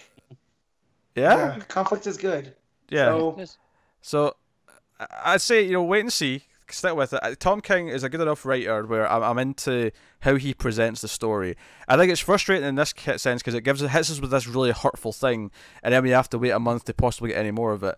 But I am into it enough. I like how big and epic it feels. I love the title page where you turn the page and it's just the field, and it's like says Heroes in Crisis on the field. That's a great title page. Do you want to know one of my favorite things about the book? Legitimately. Oh, go on. Is the cover. The coloring as well, but the art as a whole, but the cover specifically. I love all those heroes. We've seen this image before, but I didn't notice till I picked up my copy this week that they paired Dick and Corey together as the pairing. Yep. I was like, that's not Clayman knows what's up. Nah. We talked about that though. No, I thought maybe I talked about that offline. I actually I really like the Harley one where she's wearing Booster's visor. Mask. Yeah. He's all bloody. My shop didn't get any of the Superman ones. I was pretty disappointed. Oh, that's the Matina one, isn't it? Yeah. The Matina one. Mine just had the regular cover. The Clayman's art feels blockbuster. It feels like a prestigious book because of his art. Mm-hmm. It really does. Yep. No, his art and Murray's colors are the best thing about the book, in my opinion. Yep. Even if you're feeling iffy on the story right now, I feel like this would still be worth getting just for the art. I don't regret buying it and just looking at the picture. It's like, just look at the pretty pictures if I want to. Yeah, I get my money's worth out of that.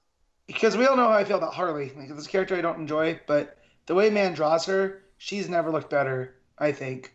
And that's no slight to any other artist that's ever drawn her. But here, with the expressions and, there's that page or that panel where she has her hand on her chin. Mm-hmm. When she gets the coffee and the pie, it just looks great.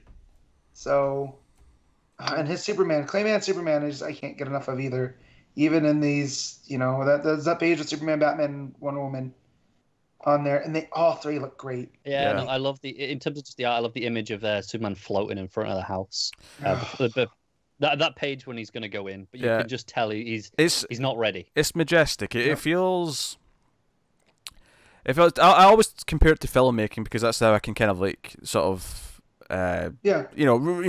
properly talk about what I mean when I'm talking about these terms. But it feels majestic in the sense where you've got these big wide vistas shots and you've got these superheroes flying and they feel larger than life, and it's not just all these quick little panels of chaos and action or whatever. It feels like there's a silent almost the silent beauty of the dread of anticipating the bad thing behind the door, and it really builds that. So I think in terms of putting together as a comic book, it's really effective in that regard. Yeah, the page where Superman's in the it looks like the wheat or the grass, whatever it is, and he says, "I can't remember," and how small he is. Yeah, he feels small. Yeah. He feels like he's. And it just reinforces that. And you look at the top of that page, and Hotspot has tears in his eyes. Like, it's just the small stuff in the art there that drive it. I wonder, like, what if all this is about the Trinity? What if all of this is about putting them through something to make them go through this? Well, yeah. That's what a crisis does, though. You know, they're the three focal point. You know, so yeah, it's this came from them. They are responsible for this by creating Sanctuary. Booster says that at the end, where it's pieces of all of them. And so if they had done this, what's this gonna do? You know? Yeah. Going forward, yeah. Yes.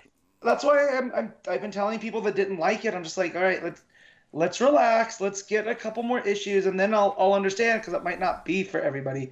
The people that don't like Identity Crisis, I understand it, even though that's a story I really enjoy. Yeah, I feel like there's a lot of crossover between people who don't like Identity Crisis and people who don't like this. Yeah. I'm on the outside where I like Identity Crisis, but so far this isn't working for me. But obviously you'll find out if that changes. I'm gonna keep reading As time it goes. I mean, it's one of the sort of thing where it's the big event, so you kind of just have to. You're kind of locked in. Exactly. I can go. Oh, right. I don't enjoy Bendis' Superman. I'm not going to read it. Fine, whatever. I feel like I'm missing out on that part of the universe. Don't be wrong, but I can live with it. When it's okay, no, this is the universe-wide event. This is the big thing. No, I've got to read that. I've got to be up to date. I can't not be. Yeah. So I'll stick with it regardless, even if I end up hating it halfway through. Yeah. So we actually forgot to rate Doomsday Clock, so we'll rate both Doomsday Clock. We did. And I was gonna say that once we got to I was rating waiting as this. well. Yeah. So we'll rate that, and but by the way, I mean, I said this when it was announced, but this is our first crisis as a podcast. Just want to point that out. It's our first crisis. Yeah. It's a sweet And moment in our it's already history. made me feel things, and I feel like King's already checking boxes where he's like, "Oh, crisis kills Flash, dink, done." So. Yeah. That's so good. No, I think that's before. I said when I read it, I posted in the Facebook group in the comics thread is, I've read Heroes in Crisis. I have thoughts, but not I have feelings. Because that's the key thing. It's not making me feel any. It's weird. Like, we all know I love Connor Kent, but and I did shed tears when he died in Infinite Crisis, but that was just like, I don't know, probably because I was younger, whatever. But being as old as I am now, when Wally died, it hurts. Like, when I think about it, and as stupid as it sounds, because these are fictitious characters, feels like a family member. I don't know. Do you know what? Okay. Just in case anyone's not read Doomsday Clock, I'm going to keep this spoiler-free. But the revelation in that first 3 panels. Yeah. I got sadder over that revelation. No, I that made more actively upset than I did. That didn't make me sad. That made me angry and want to punch I did Manhattan. Both. I was angry. I was angry and sad. Squaring that atom on his forehead, just like, you piece of garbage. Right. But that's the thing. I mean, maybe it's my fault for reading Doomsday Clock first, but I had so many feelings in that. I read Doomsday Clock first as well, and then I read this. So Doomsday Clock was first. That. But yeah, so what are we rating first? We'll do Heroes in Crisis because we just talked about that, and then we'll go back to Doomsday Clock. So. Okay. Matt, what are you giving Heroes in Crisis issue 1? You ready? I'm giving this a 10. Whoa! Yeah. Whoa! Yeah. I was not expecting that. It made me feel things. The art alone, yeah. I'm giving that one a 10. Now, for some balance here, Connor, what are you giving Heroes in Crisis issue 1? I mean, it's gonna feel really hard. I mean, I'm giving it like a 5.5. Oh, Jesus Christ, Connor. No, it's not a bad issue because it's not below a 5. Anything that's 5 or above is still, it's perfectly acceptable at the worst.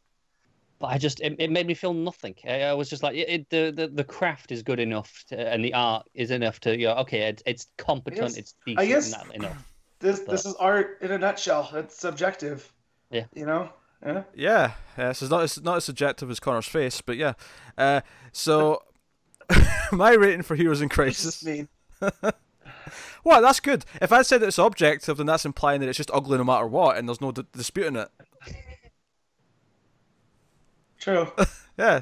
So that was his compliment. basically. So so my rating for Heroes in Crisis, Connor's rating is silly to me. Matt's slow is a bit. So Matt's rating is silly to me, but is a bit in the high side for me as well. I obviously I am trepidatious. I feel a little bit numb about the events because I instantly went as soon as he opened the door. I was like, this isn't going to stick. But there's a lot of good drama to get from it and what happens to the characters. But the art is gorgeous. I like the way it's told. I like the interviews that are spliced in. I like all that stuff. It feels like a big epic thing. So I'm going to go with a very encouraging 8.5, which is closer to Matt than it was Connor's, for the record. Yeah. I mean, Connor, I did tell you that this was the biggest issue for me. You know? Yeah, so, but I wasn't. I was, even after everything we've just spoke about for about half an hour, I still wasn't expecting the 10. That genuinely shocked me when you said that. Sometimes I throw a curveball. Yeah, but apparently so. Almost throw heat. Huh? So Doomsday Clock, though, we have to rate Doomsday Clock before we move on. Matt, what are you giving Doomsday Clock issue 7? So Doomsday Clock was really good. So, but it's only a 9 because it is the best issue so far. So, made me feel things, but different things. Cool. What are you giving it, Connor? I'm actually giving Doomsday Clock a 10. As oh baby, I think is one of the best issues I read all year. Our grading system's all over the goddamn place. If we worked for CGC, we'd be fired. Because I look at a book and was like, yeah, that looks like a 9.6. And Connor's like, no way, that's a 4.9. And bizarrely, I'm going in the middle again because I'm going with a 9.5. I'm not ready to give it the straight 10, but obviously the average there works out as a 9.5. So Doomsday Clock gets the more blanket praise, I suppose, this week. But Heroes of Crisis. Certainly, I liked it a lot. I think it's worth reading. Divisive, shall we say? Not as divisive as your face. Anyway, so moving on to Justice League Odyssey number 1. Joshua Williamson writing and Sejic on the art. I'm not saying his full name. It's not happening. So he's only on Stjepan Sejic. He's only on the first 2 issues, which is really disappointing because of the scheduling kerfuffle with the thing, and that's really heartbreaking. But hey. We have to make do with it. It immediately takes a book from being something special to, all right, I mean, it'll settle into a groove. Yo, I got Sejic Starfire. I'm a happy man. Yeah, I got Sejic Jessica, so I'm a happy man. Exactly, and Connor got Sejic Darkseid, so he's a happy man too. He got Azrael. Yeah? No, it's Starfire. That's where the attraction is, clearly. So, well, here's the thing, though. So, okay, so we're losing Sejic. That's a shame. But at least he's there for the first 2 issues. So, hopefully, the story grabs you enough that you're like, I'm on board anyway. What I am, my biggest hope in terms of him leaving in the art is that he has the same impact that he did on Aquaman. Yeah. That, okay, this is the style now. If I remember right, Phil Briones is taking over. Okay. It's not the same. It's not the same. I like Briones well enough, but it's not even. It's more house style, right? It's more house style, and that's what's disappointing because you. Yeah, it's fine. He's pretty good, but it's just not the same. But I guess we have to talk about the actual book. Obviously, the art's fantastic. That goes almost without saying. The fact that we're sitting here, not without saying though, because we've just spent a minute gushing about. We just lamented the fact that he's leaving the book, and that's really upsetting. And that's why it's upsetting because the art is absolutely gorgeous, and the characters look, it's just this clean style that he's got. It's really pretty. But this is Joshua Williamson writing, and he obviously this is the first. Other than the fact that he did Justice League versus Suicide Squad, that was him, way back end of 2016. But this is the first time, other than that, I think in DC that he's done something ongoing outside of Flash. So this was exciting to see what he was going to do. How is he going to handle this other stuff? Was it going to play up? Because obviously, I think we'll get to Justice League Dark issue 3 later. But that's been something that's been pleasing us quite well. We've been really enthusiastic about that book. Was this going to be the solid third pillar, or was this going to be the letdown of the 3? And it's not a letdown. I'll say that right now. No, it's a solid third pillar. I'm into I it. will say, I think it is the third pillar, but it is a solid third pillar. I think there's a debate to be had there. I'm not going to make it yet because this has only had 1 issue, and obviously we've had 3 issues of Dark. But I feel like by the time I've had an arc of both, there might be some arguments to be had about which one's the better second. Arguably, they're both better than Justice League, but that's a debate for another time. Yeah, man, this story. I know you guys haven't read Rebirth, Birthright, his independent book. Oh shit! I was like, I've read Superman Birthright. What are you talking about, Matt? Yeah, no. His independent book, Birthright. This feels like Birthright in space now, just because of the stuff that he does here and the characters. And oh man, I got to that final page and I was like, okay, I'm so in. How does this work? Everything's better in space, Matt, including Jason Voorhees. Right? Everything's better in space. Well, that's true. I mean, I don't know. Jason in New York's pretty great too. Oh, that's true. Yes. You know, but Jason X is pretty great. But no, just the space stuff and how we're like, well, we understand why Starfire and Cyborg's there, right? Because of what happened in No Justice. But how does Jessica get involved? Why is Azrael there? Well, I mean, actually, that's just a question that I could still ask. Why is Azrael there? Yeah. Well, I mean, that's the thing. You he hears the voice. No, but this is the thing. No, this is the thing, Matt. You say that we know why they two are there. We didn't really. Like, this book still has to kind of like explain it. But this is what I like about it, though. Why it's spinning out of No Justice. Oh, sure, right. But this is what I liked about this first issue so much is that it hits the ground running, and Jessica, like, the premise of the book is that the ghost sector, the ghost nation, where all these planets that Kolu had were, right? She's kind of patrolling this area and she's taking care of it. And she gets a call from Baz, and it's like, okay, they're not a team anymore, and we kind of expected that because she's here on her own. And then that's when the ship, Brainiac's ship, pops up, and she's like, Brainiac, and she's like gearing up. She's like, brightest day, blackest day. She's going for it. What the damn hell's going on? And it turns out, of course, that it's Cyborg and Starfire, and they're here because they're both drawn. You know, Cyborg's drawn because he's getting a ping off the mother box technology, and Starfire's got this. She wants to go find Tamaran, of course, but she's also got this pull as well, this voice leading her here. And then who she thinks is Exhal, the goddess of But we find out, of course, that this isn't like a sanctioned Justice League mission. They're here. They stole this. They stole the ship and just came on their own, possibly pissing off the rest of the Justice League. And I love that. I love that it throws us into that. And then we find out that Azrael is also a stowaway. He snuck on board, and he's not even meant to be here. Who's also hearing a voice. He's not hearing the original Azrael voice, you know, the whole...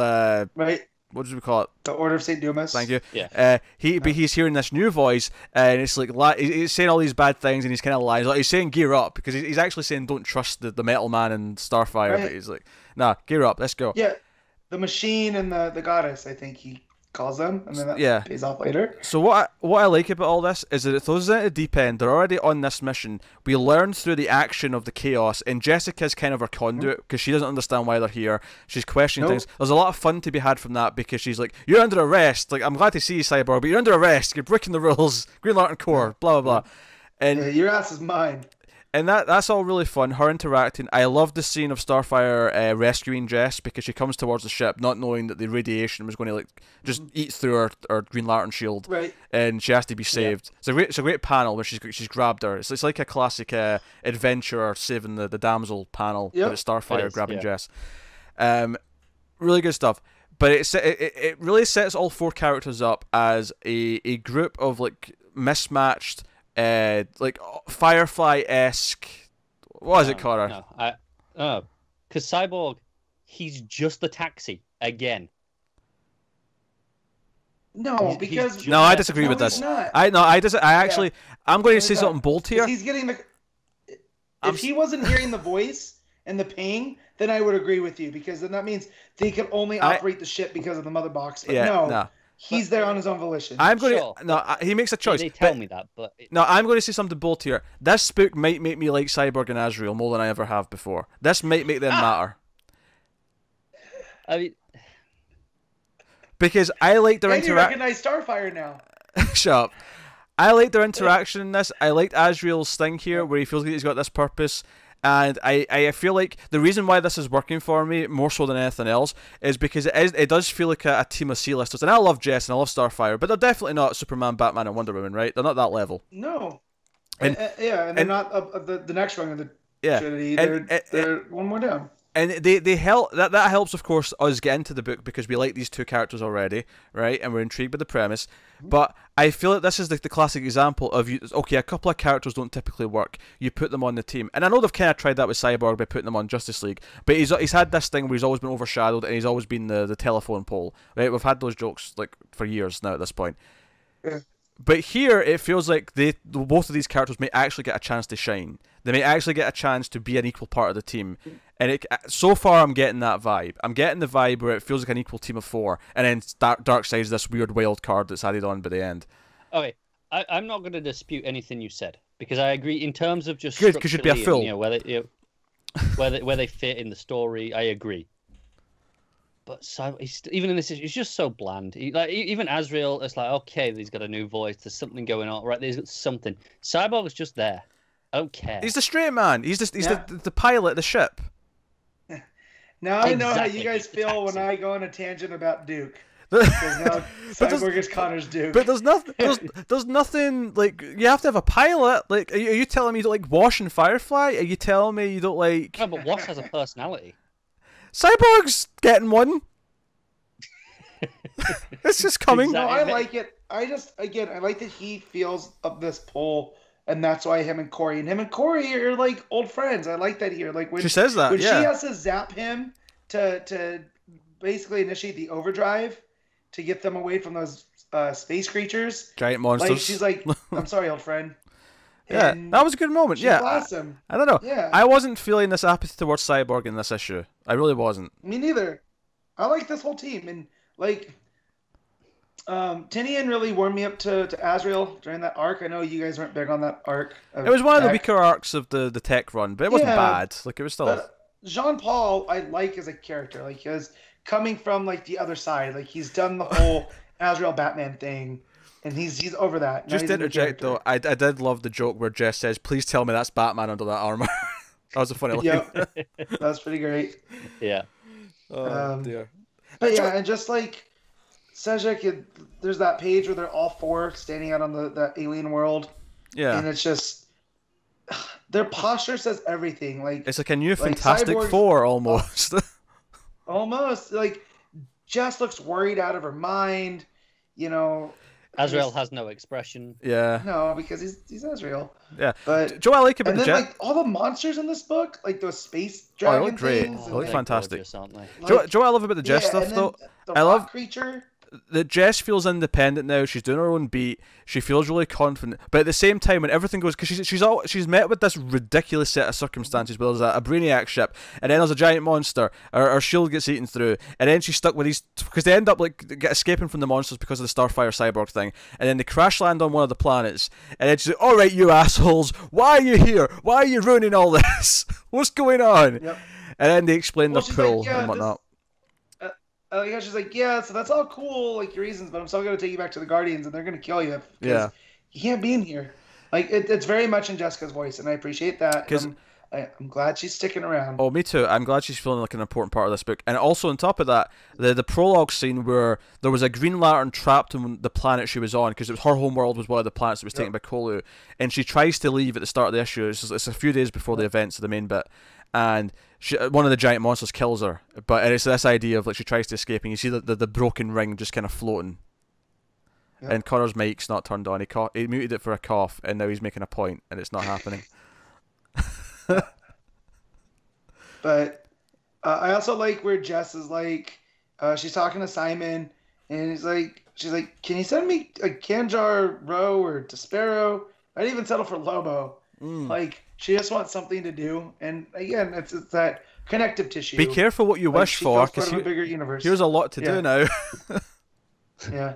Is my mic working now? Yeah, you're back. Now it is. Yeah. It wasn't muted. It was just playing. Okay. Not working. Yeah. What were you saying? You had a point. I was saying I like the implications that the ring disintegrated. You know, trying to get back. Because it doesn't seem to be in the field yet of where, you know, because it had the field where the lantern shield disintegrates has that glow to it. Yeah, she's got all these like almost like lantern watchtower drones that she's kind of that's what she's doing. Yep. She's maintaining them more than anything else. Yeah. Yeah. So this feels like it's more actively destroyed by these things because because the big dragon thing has the orange energy coming off its claws. We see when it reaches into the ship to grab the lantern, and that orange energy is still around the ring when it's disintegrating. So it's like it did it because it's not around it first, and then it's there as it's what's insane is we've not even talked about all the reveals in the last few pages of the book yet, and we've already spoken about so much idea, so much premise that's been pumped into this, and we've not even gotten to the twist is that voice that Asriel's hearing, that thing that Cyborg's feeling, that voice that Starfire's hearing, that it's all Darkseid. Darkseid's the one calling them, and he walks out in his new get-up, and he basically explains that the reason why these worlds were taken by Kolu is because the dark gods that these people all pray to, we have to we have to keep them at bay. And now that they're all out, they're all praying again. These dark gods are coming, and then we see the final page, which is the complete what the hell is going on moment, is that the dark gods are based or old gods, or the old gods, not necessarily dark. Okay, sure, the old gods are based on Starfire, Cyborg, and Asriel. The machine, the princess, and the angel. I think that was what it called them. Yep. Yeah, the machine man, the goddess, the machine, the angel. There you go. Right.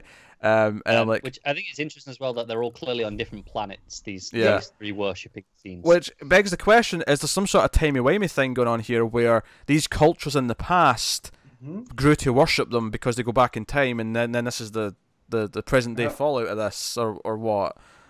Yeah, could be. Because at first you're thinking, it's these big bad gods that are going to come and destroy things, and then it reveals, no, these are actually Starfire, Cyborg, and Asriel. What's going on? Them. Yeah. So cool. Oof. And I like how much Starfire's getting, how much attention. Even just Tamaran, because we had that in Superman, last month, where the Tamaranian army tried to go up against what's his name, Rogolzar. And then her dad was like, "Oh no, I'm not dealing with Rogolzar. See you later." Now she's this goddess on some lost sector planet, or ghost sector. So and then just something interesting. Obviously, we know that some of this book had to be retooled because of whatever happened, right? And that's why it's been so delayed. Correct me if I'm wrong. In the original premise, Darkseid was already a prisoner on the ship. Yeah. Yeah, that's right. Because I remember telling you, it was going to be, Hannibal Lecter style. Yep. This feels different. Yeah. To what we were told then. And I'm not against it. Obviously, I'm into it. But... Yeah, I'm not sure why they changed that. Maybe if they ever tell us what they were going to do with them eventually, but maybe they changed where it was going, so they had to go back and retool it from the start. I don't know. Right. It would explain why the whole issue would have to be redone because Darkseid was with them the whole time, and then now he's not. Yeah. Right. But yeah. But even then, if you change the dialogue around, when they crash landed, he could have been ejected. And we need to find him. It also begs the question though: is what is his motives? What does he actually want from this? He says they're going to bring about a new age of the multiverse and save the ghost sector, but what does he get from that? Why does he care about that? So on. Questions. Yeah. He's mad that he had his eye tore out. That's what he's mad about. Yes. I do like this new design though. Yeah. I'm not a fan of the sleeveless hoodie. Like I see dudes at the gym in that, and it just doesn't make sense to me. Because you want to sweat, then why are you not wearing sleeves? Just wear a regular hoodie.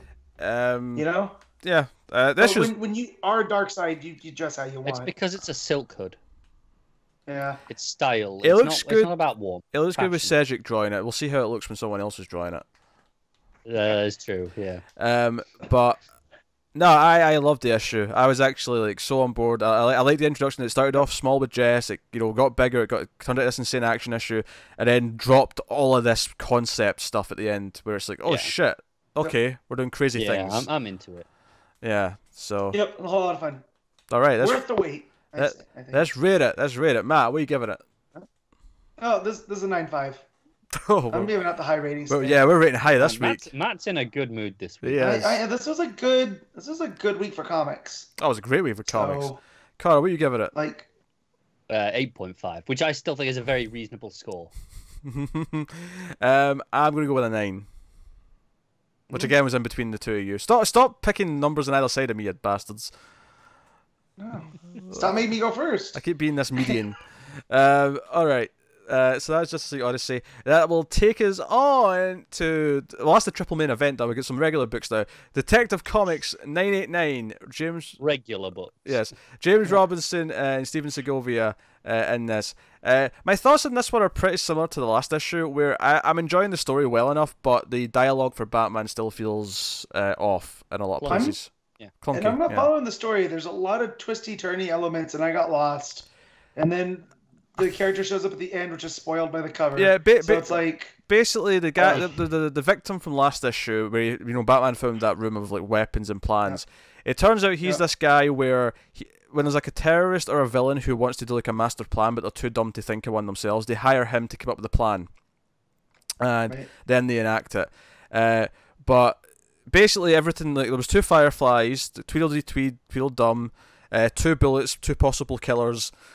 All leads to Two-Face because everything's 2s. Yep. Team of 2s. 2 identities on the dead guy that they found. I did like the 2 Fireflies stuff though, where they're talking about how every time we know we're C-listers, it's fine, but every time we beat Batman or every time we fight Batman and fail, we learn, we get better because we've been beaten by Batman.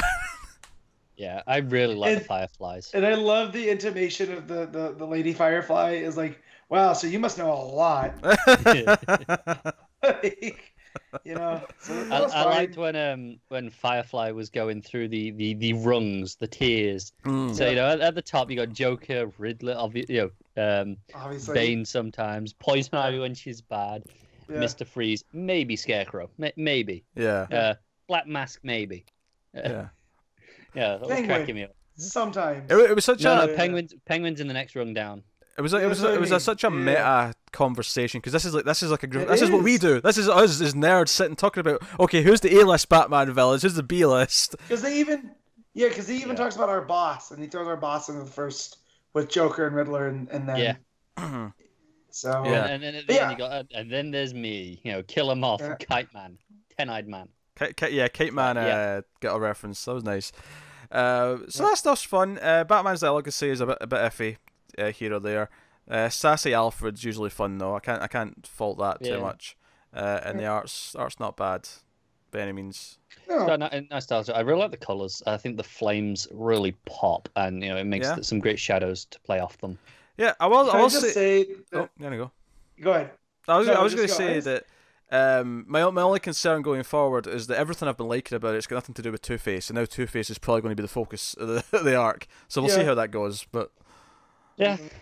The cover makes me laugh every time. I just forgot about it till just now. Just Two-Face looking at a burning Batman and going, "Hey, look, now we're twins." That's funnier than anything John's had the Joker say in Doomsday Clock. That is true. So. But it's a decent really book. solid, right? Yeah. So if Matt gives this like a 9.5 or a 10, I'm going to be questioning things. So you don't have to worry about it. Set out of whack. Yeah. You don't have to worry about that. It's okay. It's a filler arc. It feels like a filler arc, but it's an enjoyable enough filler arc. I think I said last time that Batman is really safe to have a filler arc because everyone's got a Batman story in the back pocket. Yep. And this feels like that. Robinson's gone, oh yeah, sure, I can knock out a Batman story. It won't be amazing. It's nothing special. It probably won't even be that memorable in a year's time. No, but sure. Yeah, it's enjoyable enough. So what are you giving it, Matt? 7.5. It was decent. I think I gave the last one 7.5 as well. So it's about the same quality. Consistency. What do you give it, Connor? Just a 7. Solid. Yeah, I think 7's fine. Yeah, I'll go with 7. I think 0.5 is just for the cover. On that one. Oh yeah, 7.25. Yeah, that's the. No, I was thinking 7 or 6.5. I was thinking in that range. Yeah. But yeah, 7. I'll go with 7. Okay, that'll take us on to Action Comics 1003. Connor can go for a bathroom break and get a snack if he wants. Because me and Matt are going to talk about Bendis, Brian Michael Bendis, and of course Yanick Paquette on the art. He's actually going for a bathroom break, the asshole. Look at him. So, yeah, Action Comics. And this was good. I never remember her first name. Who are you talking about? Good. The The girl? journalist. Yeah. When you said this was good, I thought you were just talking about the issue. Oh no, Miss Good. And then Yeah. I keep wanting to say Megan, but that's the actress. no, yeah. No, I was just looking at that first page. So we get another one of these establishing shots of someone at the planet's desk. Okay. Do you want to talk about the bit of paper first then? The story pitch on the desk. Yeah. Okay. So this is meant to be. I'm zooming in. I was more talking about the eye patch Bendis mugshot. Oh, I never at the noticed top that. Of that. Oh yeah, okay, I see it. Yeah. Very good. No, so okay, I guess we'll talk about this first then. So yeah, there's a recap page, and it's meant to be Perry's desk, but on the desk there's a story pitch document for, and it's very meta. This is actually teasing something. Yep. It's called Leviathan. It's a DC Comics mystery event, and there's like a highlighter on the mouse or kind of covering key parts of it, so you can't read everything. Yep. But it says story idea discussion document by Brian Michael Bendis, creative team Brian Michael Bendis, and then the artist is blacked out, so you can't see who that is. Redacted. Yeah. Yeah. And then it says starting in Action Comics 1007, it is revealed that something or someone is blah blah taking out all the secret organizations in the DC universe. First the dangerous Cobra cult, and you can't see who's next, and then the DAO and so on. So there's like a mystery one we can't see. And then the next part's overly covered. It says Clark and Jimmy kind of work together. Jimmy goes undercover. It looks like Lois Lane is in there. Yeah, Lois Lane, Clark Kent, Lois Lane, and Jimmy Olsen go undercover and discover behind this, organized, and it's too hard to read most of the rest of it. Nothing really makes sense after that. I just love the Leviathan blank, good lord, then something grown larger and more blank, and just he knew what he was doing here. Oh yeah, this is calculated. This is calculated the way this is done. And then like on the other side of the mouse, it says the mysterious blank, old with that's slashed out, and then who watches the Watchmen is Leviathan. So like. I'm not gonna make too much of it. We'll see. It's a fun tease. That was fun. Yeah, it's a fun tease for an Action Comics arc coming up. But just like the Fire Jimmy sticker, there's on his computer. It's it's an email from DDO about a thoughtful children's story pitch for the Red Tornado to Perry. So DC Comics exists in this universe according to Bendis. It's all too meta for that. Yeah. It's just a meta joke, I think. But yeah, I think it's funny.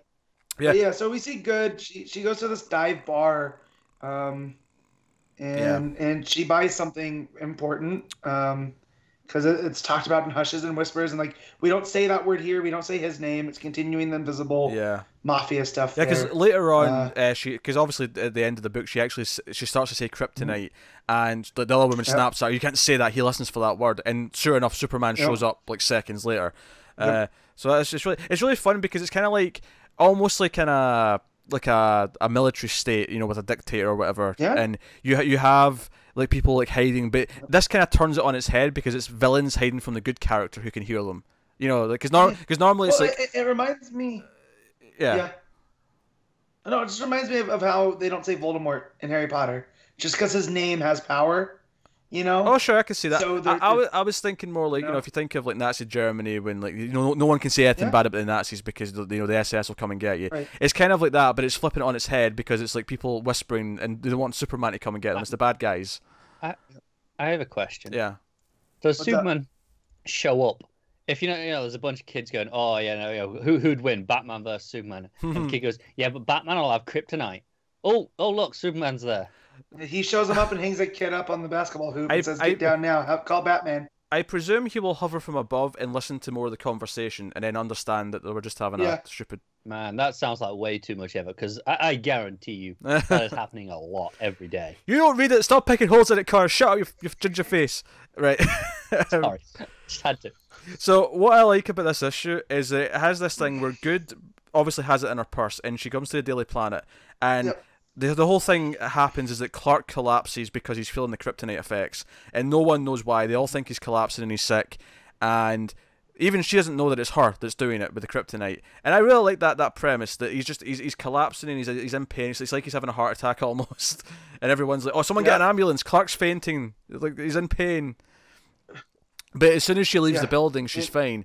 He's fine. let's not gloss over the fact that he says to Jimmy, Lois says hi. Which, by the way, we ended the last issue with him, like, catching Lois, and we don't get that scene. Yeah. That Bendis is a sneaky bastard. He's making us wait for what that conversation was. The bastard. Mm-hmm. But and it seems like Clark seems a little bit irritated at things, though. You know what I mean? Or am I just projecting? I think he sounds like he's not happy about the arrangement, but he's agreed to whatever it is. He's agreed with Lois that she can do what she's doing, but he's not happy about it. Yeah. But as soon as she leaves, like, Clark gets up and he's like, I'm fine. And then we cut to, like, Good walking through the street, and then her handbag just gets snatched, and she looks up and it's Batman.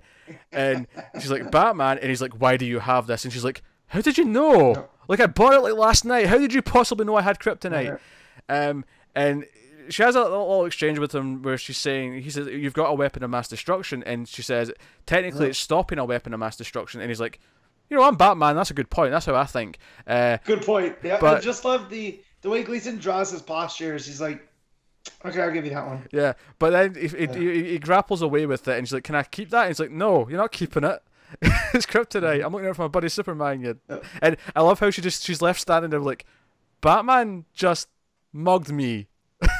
Yep. He just showed up in an alley and stole my property. What the hell? And then on you go. No, so they're going away, and Batman tells him that it was for a story. He's like, oh, of course it was. Yeah. And he goes, what are you going to do with it? And Batman's just like, I'm having a friendship necklace made. He's like, it'll be safe. He goes, thanks for that. You're the best. And Batman responds with, world's finest. Yeah. I'm just like, oh, god damn it, Bendis. Yeah, Bendis is like really hitting their friendship here. It's really working for me. And obviously we know it wasn't just for a story, that she has some, malicious intent, but she goes back to the place she bought it, and she tries to argue about it being stolen, and she thinks that they ratted her out because they're the only people that knew she had it. And that's when she says kryptonite, and Superman shows up. But before Superman gets there, the Red Cloud comes and kills the woman who sold the kryptonite. And dude, straight up goon chokes her out. Like, yeah, that's it. Imagine Smoke doing a chokehold. That's essentially what it does. Yeah. And goons her. She's done. And Superman shows up, and Good like hugs him and says, "Oh, Superman, it was horrible. She's dead." But I love the panels at the bottom where she kind of like opens her eye and looks up to see if he's buying that she's upset and she's scared. It's a really good little sequential. Because that's the thing. I was a little bit disappointed when it wasn't Gleason at first. I was like, "Oh, it's not Gleason this time," and then Paquette nailed it. It's great. Yeah. Well, and that's how I knew it was Paquette too. Was the way that Paquette does his borders for storytelling. So as soon as she brings the kryptonite in the planet, all the lines get wavy. Yeah. And he used to do that type of stuff in Swamp Thing. Well, not even the lines, just like to be more. To be more specific, it's all the panels completely are wavy. Yeah. It's not just. Well, that's what I meant by the lines. I meant to say the panel lines and the borders, they get all wavy and it's all discombobulated. And then as soon as it's out of the building, it goes back to straight, rigid lines. Yeah. Which I thought that was super cool. But yeah, his Paquette just. Really good sequential art with the expressions. That moment was good at the end, especially. The Batman scene was great with the body language. Like you say, you just said that you got like from his language, his body language, how he said that line. It was really good. Yeah. So no, and then the final scene is that Lois is still working on whatever she's working on at the hotel, and none other than Lex Luthor shows up at the door, knowing she's there. I know. Yeah. And he's like, oh, it's like he basically just says, yeah, whatever this says, it'll be interesting. So that's how we end. Lex is there to see Lois. I love Lois's great Caesar's expletive. Oh yeah, because you can fill it in with anything and it works. Yeah. So, well done. I think Lois is a fill-mouthed girl. I think that started with a C. Yep. Probably. Most likely. But also just the fact that she's using Perry's line.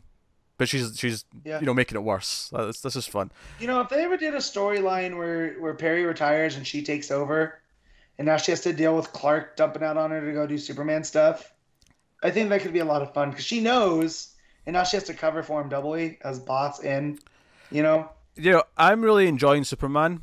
I think I'm on board now that action's the better of the two with this issue.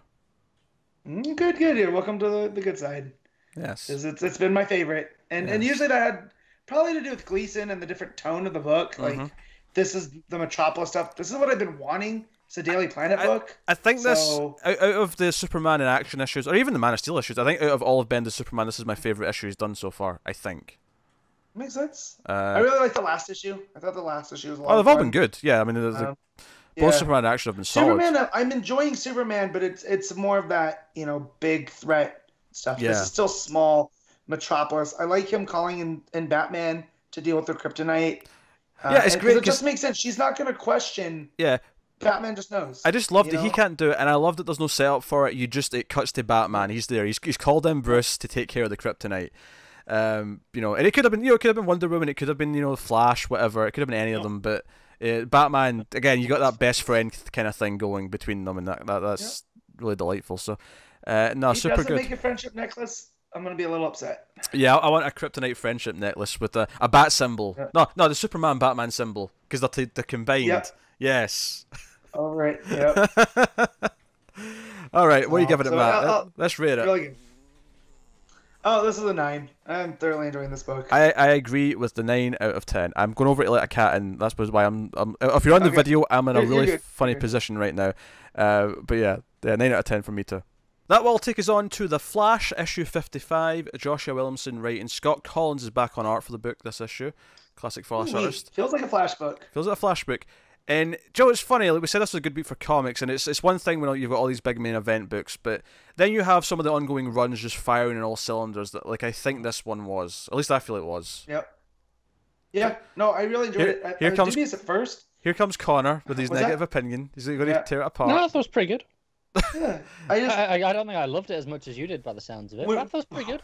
When he sets it up as a Halloween issue, and I'm looking what's going on, I'm like, where's this going? It's supposed to be the Sage, and then I like what it does with the horror element, if you will, because the stuff that's showing up through Central, whether it's the gigantic flaming skeletons or the haunted mirror that talks to Barry. Justice League Dark are there fighting Solomon Grundy at the start. He's helping with that, and he's late for his Iris wanted to meet his work friends, so so Kristen and a bunch of the other guys are there. And they're all joking about how late he is, and they're making bets of it. And I think that's what I really like about this run, is I feel like it's really... Because one of the biggest problems I had with New 52 Flash is I felt like the supporting cast was basically not there. Everything felt like cold and sterile. And they were just there. You never got to know them, who they were. They were just, paper-thin characters. And I feel like over the course of Williamson's run, he set up Iris as a proper character, partly because she's remembering Flashpoint stuff, and she even talks about this issue with Commander Cold. But we're building up Kristen, we're building up his work buddies, and and we're building up Commander Cold as another one. Like him at the bar as the bartender and cracking jokes. Like I laughed out loud. See when someone said to him, "Do you want a cold one?" And then you turned the page and it was Commander Cold. That made me laugh when I realized the pun that was made because it worked in context. Colin's nailing the look of just like annoyance out of Barry. Yeah, that it's him. It's so good. Also, did you see what pub they're at? Oh, I'll go back and check. Hold on, where's my page? Yeah. Is it nearly started? I picked this up probably just because I'm fresh reading John's Flash, which I talk about all the time. But where was it? Go on. It's Chire's pub.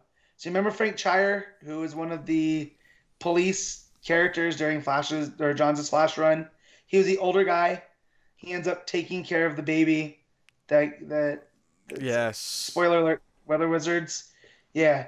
I forget how he knows Barry, but yeah, or Wally even.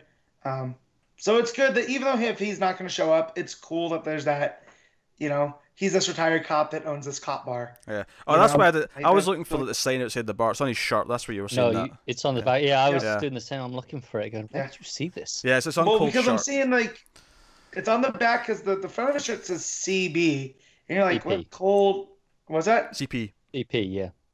You said CB. So, okay, but because it's a pub, not bar. Yeah, that's right. So I'm trying to put it together, Cold, whatever, and then you see him turn around, and it says Chire's pub, and I'm like, oh, that's cool. Yeah. So there's just the little things, but so Poor Heatwave. Yeah, This dude. Just before we go on, I just wanted to say that even just a little bit of humanity that the other co-workers say, oh yeah, that bartender's kind of attractive. You friends with him, Alan? Could you introduce me to him? Like just that, and then Barry getting annoyed at that. It's like, no, this is making these characters feel more human. It's just a little bit of that fun, down to earth stuff in between the ridiculous. Because then of course we go to Iron Heights and Heatwave spontaneously combusts, basically. Yeah. This dude, like, so during the Flash run that I remember, he's basically he's a pyro. You know, he's not burned. And the New 52, he had burned himself beyond recognition, and he had this big old burner thing in the middle of his chest, and it was kind of dumb.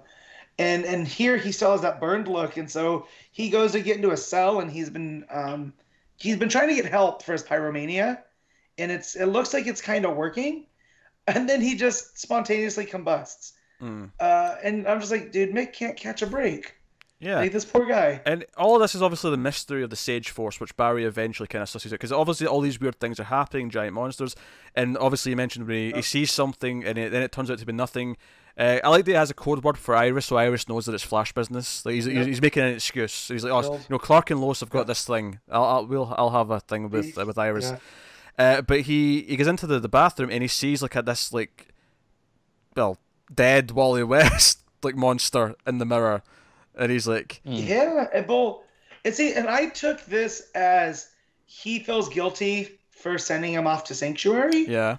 Not necessarily that he died, but you could read it like, oh yeah, I don't he's, think processing the death. I don't think Barry knows that he's spoilers for Heroes in Crisis if you read that, if you're skipping around books. But I don't think Barry knows that Wally's supposed to be dead right now. I think this is the idea that. Right. It's good synergy between the books. It feels like this is something that's affecting him through the Sage Force and through these weird things that are happening. But Barry doesn't actually know about it yet. I think no idea. His dialogue is, why did you let them take me? Or you left me. Yeah. It's about just going there. Right. But you could also read it too with as guilt. Like, why'd you let them go there? Like, Yeah, because I read. You signed off on it. I read him saying, "Why did you let them take me?" Because something bad happened once I was there. Not just that. You left me there, as if he's miserable at Sanctuary. Right. Oh, do you think? No. See, for me, I don't think it was that. I wasn't reading it that way at all. I was. Why did you let them take me? Why did you let them? These people take me to this place and and have a robot therapist instead of dealing with it as my friend. You could be right. Either way, it was impossible for me not to have the context of Heroes in Crisis in my head when I was reading this. True. So that occurred to me. This is what's great with Williamson being one of these architects. Like, we haven't had this type of group at DC for a while, where it's like him and Snyder and Tynion and King. Obviously. They're in King. The last time we had it was like 52 when we had Wade, Johns, Rucka, Morrison. Yeah. What a hell of a foursome there, right? And now King, Williamson, Tynion, and Snyder. Another hell of a foursome. So with Granddaddy Johns kind of overseeing the whole thing. No, and obviously called to Iron Heights because of this, and Heatwave's not dead. He's bandaged up to hell, there, and they establish here that he has like another world. Like in his head, he's in this like demonic, like burned version of the world with this the flamed monster here. Fire Lady. Yeah, Fire Lady. So. I don't know how caught up on Thor Connor is. I'm up to date. Okay, so I'm not. I'm still a couple issues behind, but she reminded me of Cinder, the Queen of the Spelltime. Yeah, so I had that kind of vibe to her. But I like that because he is a pyromaniac, of course, is how he sees the world. Yeah. And of course, the idea, the attractive woman is just. Is the fire. Is the flames, yeah. And what I like about this, though, is that this is where I first started to get that this might be the Sage Force, that something weird's going on, where it's not just that he's burning up. Like, it sets up this other world, because obviously by the end of the issue, when it seems like the entire Iron Heights has exploded, and Barry is like, wait, why are we still alive? And everything's burned. It already set up that we know that this is probably in another like world. This is inside the Sage Force's like fire world, or maybe more accurately, inside Heatwave's world that's been created because he's connected to the Sage Force. Right. So I like that it set that up. So at the end, I wasn't going, oh, they try to pull a cheap trick where we think everyone's dead and Iron Heights is like been demolished. Like, no, we're not thinking that at all. But like, obviously Barry questions it because he's there, but but when you see Heatwave as this godlike big blue flame. Yeah. You're kind of like, oh, because at first I thought, oh man, they just killed off Kristen and the other cop, Burns, which that's ironic. Or no, that Detective Burns is the one that got left with him. Yeah, Morrow. It was Kristen and Morrow. Yeah, Kristen and Morrow. Yeah. And so I was like, oh no, that's holy crap. And then you turn that page and it's this big blue heat wave guy. And you're like, oh okay, heat wave is God. Yeah, cool. So it feels like the Sage Force lets whoever's controlling it like create a world for themselves, and it's almost like in Infinity War, the Reality Stone. Yeah, you know, like it changes things in that general vicinity. Yeah, I don't know if it actually changes the things outside or if it pulls everyone else inside the world, like a separate in their world. mind. Yeah, it's hard to say. I do hope going forward that the other forces aren't just other rogues. See, I like that. I don't want to just go through the rogues and go, oh, this one is that one. This one's, Yeah, but I feel like they're doing things where they're fixing New 52 stuff, because I like that Williamson could have just restarted Flash like they did at New 52, but he's like, no, I'm going to take these hurdles and I'm going to try to do stuff with them. And so he kind of fixed Trickster with that. And even here they talk about like the only person that ever escaped Iron Heights is James Jesse. Yeah. The first Trickster. And that burns Wolf like nothing else, pun not intended. Oh yeah, he's upset. So, he's pissed when that's brought up. So, so the fact that you have the idea that Trickster is kind of rounding these guys up, and if he might know something about these forces or something, because remember he was trying to get Axel before the Strength Force hit. Yeah. So maybe if he talks to Axel and he realizes these other forces are out there, he can kind of reform the Rogues under that. I wonder if there's a reason specifically why it is the Rogues and Iron Heights that are getting hit with these forces. Maybe there's like a reason why it's all concentrated there. Like it's drawn to them because of the Flash, because they've done so many rounds with him.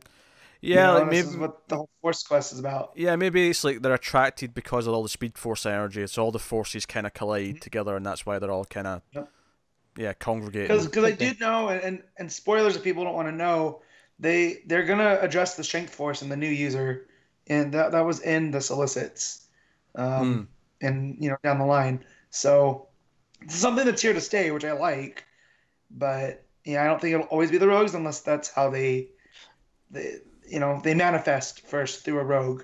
Yeah, I mean, I don't know, that feels too formulaic to me, which is why I hope it's not that. Sometimes formula, it works. Are we getting any more though? Like, I mean, this is all of them, right? I mean, we only knew about 4 of them in total. So far we just know it's the Still, which is with the Turtle, who's a Rogue. And then the Strength Force, who came through Trickster, but was going to have a new person. And then the Sage Force. I thought there was others that they didn't know what they were yet. Well, there was question marks in Justice League. Yeah, maybe a little bit more. Sure. Yeah. I also wonder if there's going to be a twist here where we're thinking it's just Heat Waves and got the Sage Force, but it's going to actually turn out to not be the case. Like, the Sage Force is at play, the Doctor. but it's not Heat Wave that's hit with it. Like, that's going to be like a reveal. Could be. Which would throw out how we're interpreting it maybe a little bit out the window, but I mean, we can only do what we have in front of us. And Kolins' art I like a lot. It's not perfect, but it's very old school Flash. I love how expressive his Wolf is. When Wolf that page specifically where Wolf gets pissed that he mentioned James Jesse, I was like, oh, yeah, it was nailing it. Yeah. So I love Scott Kolins because it is so indicative of that John's run. And it's tight in my brain. Like, this is what Flash looks like. And I understand people have issues with the art because it's not really all for them, and you might not like the way he draws things. But like you said, the expressions and the layouts and everything, it's Flash to me. Yeah, I like how he draws the Flash suit specifically. I like it. So no. But I really like this issue. Matt, what are you giving the Flash 55? So solid issue. This is an 8. Really enjoyed it. There you go, which is relatively low this week's standards, but that's fine. What are you giving it, Connor? Hey, I gave Tech a 7.5. That's low. Lower? I wouldn't say it's low. Yeah, I'm going to give it a 7. It's pretty good. I had fun. Yeah, I'm going to go with 8. I'm going to agree with Matt on this one. I feel like I'm liking what he's doing with the supporting cast. I'm liking that they're building the mythology around these new forces. Commander Cole's proven to be a lot more entertaining, like stay around character than I thought it was going to be. and I'm okay with that. So there you go. 8 out of 10. That will take us on to Batgirl number 27. Mairghread, Scott? Did I remember that right? Mairghread. Yeah. Mairghread, I think is how she says it. Mairghread, Scott, and Paul Pelletier on the art. So this is the one where she gets the suit, the new suit, or the classic suit, the prototype suit. Yeah, her prototype. I like when they throw that in. Like, oh, it's just a prototype. It wasn't done. I like the events that led to that. Like, she's at home with her dad, and just to make him feel better. But yeah, I thought that was a nice little twist in it. Yeah. So she's staying at her dad's because her chip's going acting up because of what happened last issue. She had the fainting, the seizure at the end of the last issue, and she's in the hospital and said, "Oh, we're going to have to put in a new chip. We're going to have to fix it with surgery. Until then, if you overexert yourself, you might like damage the nerves that control the chip, and you could permanently end up." Being in a wheelchair again. So it kind of deals with some of that with her, like, staring at the chair a little bit, and the fact that her dad wanted to get rid of the chair. And I liked how it kind of dealt with how she kind of felt hurt by him thinking, "Oh, you're past this now, let's get rid of it." That was an interesting little bit of analysis, I thought. Because he wants to do away with that time in her life. Yeah. And she's like, "Well, no, that's what made me me." So again, I like the Babs and Topper Gordon dynamic there. Yeah, I like that a lot, and I even liked how she said, or in her narration, she said that, you know what, I lived with not being able to walk before. I can do it again. Like, I'm not even that scared about that. I can handle that. Yeah, I like that it's not the physical that's worrying her, it's the mental, because it's her memory. Yeah, her memory starts to go. Your mic's going, Matt. Yeah, her memory starts to go. She can't remember things. She's trying to write things down, and she's terrified. She's terrified that she won't have her brains, essentially, to do what she does. And of course, is this are we thinking it's a feedback loop from the chip? Like how the doctor make a point of saying, no, the chip is attached to your brain, right? So when if you damage it anymore, the nerves might be damaged and we can't replace it. Yeah. Are we thinking when it got shocked, it kind of back traced up and damaged the brain that way? That stands to reason. Well, I just think the chips. Yeah, I what I like though too, because I feel like they added the eidetic memory. So who was writing this before? Remind me, Pete. Hope Larson. Hope Larson. There we go. So Larson could do fun stuff with the story with her memory like that, because up until Rebirth, I never knew that she had an eidetic memory. That's for long. She definitely did. Did she? For a while, yeah. Okay. I just don't think it was maybe brought up as frequently as it maybe was recently. Okay. I remember it being quite a big deal in the middle of Gail Simone's run.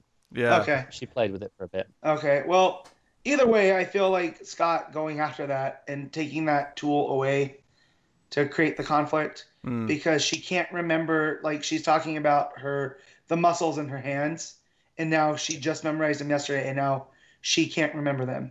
So I like that it's adding conflict through that. And then what that does with her and her dad, because she's going to have the surgery to have the chip replaced. So I like when she's, not that she's fading in and out, but she's only listening to certain words in that conversation. I like, because I read that page twice, and if you just read the words that are black in the font. Well, the ones that she's hearing. Yeah, because you can read them all, but the rest of the words are grayed out because she's not paying attention to those. But then if you read the full ones, it's a completely different context for it all. So I really like them playing with that. I like one of the things that she heard was "Don't rest." Yeah, but because it's if you don't rest, there's problems. Yeah, but she hears just don't rest, like stay active. And she wants to go and get grotesque, so she puts on her old suit and she jumps out, and it looks really good. The colours of that suit I think are really nice. It's a nice change from before, which is cool. Yeah. So she's out and she finds Grotesque. She's tracking down places to the identity of the guy, but it turns out the guy who was Grotesque is actually dead, and whoever this is wearing the Grotesque mask is actually someone else who's just pinning it on him. And then they have a bit of a fight, and she starts to have another seizure, another blackout moment where she's losing control of her legs. And I did laugh at that. I hope Dick doesn't find me in the garbage, because she lands in the garbage to hide, and then when she wakes up, pings the police first. She texts the police. We get the little icon again with her texting emoji. The emoji. Yeah, yes, and the crime is being committed. Do you want to come and help? Come on, come and join the police. Won't you help me stop it? Yes. But she gets back up, and the body of the original Grotesque is lying there, and the killer's put a batarang in his back. So the cop we get introduced to last issue is like, arrest that murderer. So he's trying to frame Babs. Yo, I'm calling it now. That cop is the new Grotesque. He's the one working for the dark web. That's why he had all the information on his... Yeah. Actually, I actually really liked that they brought up that he was selling things to the dark web. I mean, it's not a big tight Nightwing. It's just like, hey, that's a thing that exists in the world. And it would make sense too, because it fits with that, you know. So again, that synergy, that connective tissue, is what I like in comics. Yeah. Of the same company. It's cool. So, but yeah, I'm calling that it's him. Like, it feels really obvious. He's the only credible suspect. Yeah, it feels really obvious, but at the same time, that's there's no one else it could be right now.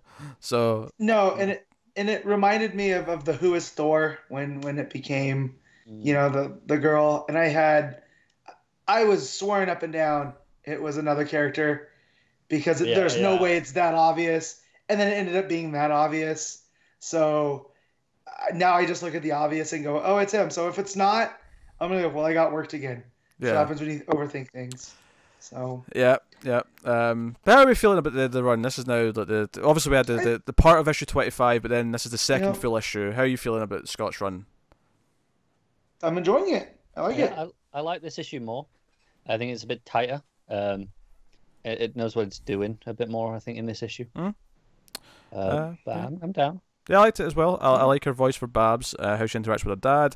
I'm liking the new suit, the change of pace in that regard. Yeah, and we'll yeah. I like in using the red for the flashbacks. It makes Grotesque have this really demonic feel. It does. Yeah, big time.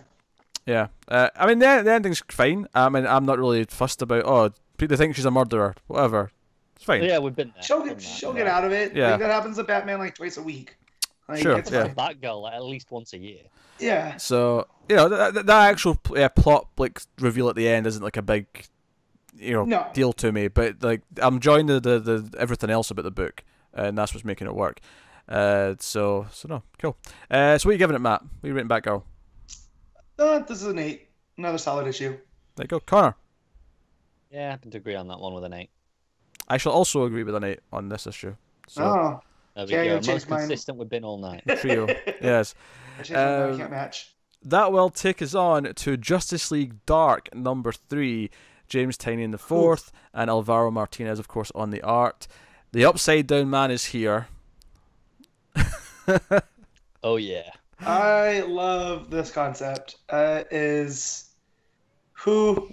stole magic, and there was a reason why it was locked away. And now we're gonna punish you for it. And when he says you stole magic, he just means the human race in general. Like people, thousands of years ago stole magic, and now he's here to, punish everyone for it. I love the idea that he's given himself this body. And it's like, this is close enough, right? Close enough, yeah. Honestly, the only thing I don't like about Upside Down Man is that he calls himself Upside Down Man. He says, "You can call me the Upside Down Man." To me, that's a name where they start calling him that because it's the only thing that they can think of. Because they refer to him as the Upside Down Man. Yeah. But him giving himself that name is weird to me. I don't like that. It's very weird, but I got over it real quick because I like the contents of this issue. I love this issue. How it started with Zatanna and her dad making sure, okay, do all these tricks, know how to do them. Okay, now know how to do them with magic. Yeah, because basically what he was saying is that you're tricking everyone to think that it's just a trick, but it's actually really magic. So you're concealing from people who we don't want to know that magic exists, right. And it kind of feeds into the idea that we don't want these where we stole magic from. We don't want them coming in after us because they know we've got magic. Like magic itself. There's a wand and there's this, and it's all it's a distraction. It's a sleight of hand. I'm enjoying just the concept of these cold opens because we got the Wonder Woman one last issue. Now we got the Zatanna. I think what I like about it is that it flips, because like you say, like actual magic and magic tricks in real life, it's a sleight of hand where you're tricking people into so that you can trick them and then have the reveal of, hey, some magic happened, but it was just a trick, it was a sleight of hand. This is flipping it on its head and saying no, the sleight of hand is convincing the people who know about magic that there's no actual magic here. It's clever, and that's kind of cool. And I just love how there's a structured order to this, because you have I like how it ties into Naboo and the gods of order and the gods of chaos, and their delicate balance, and it's Fate. It's just Fate's the one who's opened the door and said, "Come on in, upside down man." Well, not necessarily Fate. It was Naboo. Well, sure, yeah, that's what I meant. But yeah. So Bobo's dead. Bobo melted. He's gone for a hot second. It is a phenomenal image, that panel of him melting. Oh yeah. Not just that. What got me was the afterwards was Mann going, I could put him back together through science. Yeah, science can fix him. Yes. Yeah. And he puts him into a jar. He's got like a vase with the goop of Bobo Detective Chimp in it. In the jar that contains the what's his name? Khalid. Khalid. Yeah. And obviously they show before this as well that he actually cuts Upside Down Man almost completely in half, but then the Upside Down Man's magic just kind of reforms him, so he's unkillable right now. With the exception of one thing that hurts him towards the end, they can't hurt him or kill him in any way. I mean, Swamp Thing basically says, "I'm going to become giant Swamp Thing to deal with this." Right? I've had enough of this nonsense. Mental bark wings antler Swamp Man, Swamp Thing, which is my favorite Swamp Thing. This isn't Swamp Thing. This is Swamp God. Yes, Swamp God. I love this. This is Swamp God. This is Swampzilla, right? That's what we're calling him. There you go. Swampzilla. Just Kaiju Swamp Thing. The wings and antler look is such a cool look. It's working for me. Yeah, because he's done this before in other issues. I can't remember if it was during Snyder or during Soul, but he's done this form before. So, just not on the scale where he's essentially a kaiju. But yeah, and then Upside Down Man just deals with them like he's setting fire to brush. Yeah, just like you're whatever. Constantine's like, fine, all right, I got this. Okay, so you're the Constantine aficionado here. What's up with the demon blood? Is that a part of his thing? Yeah, I think so. From what I recall, it's been a while. Okay. It plays back to the start of this issue. How they always channel through something. Right. He made a deal with the demon.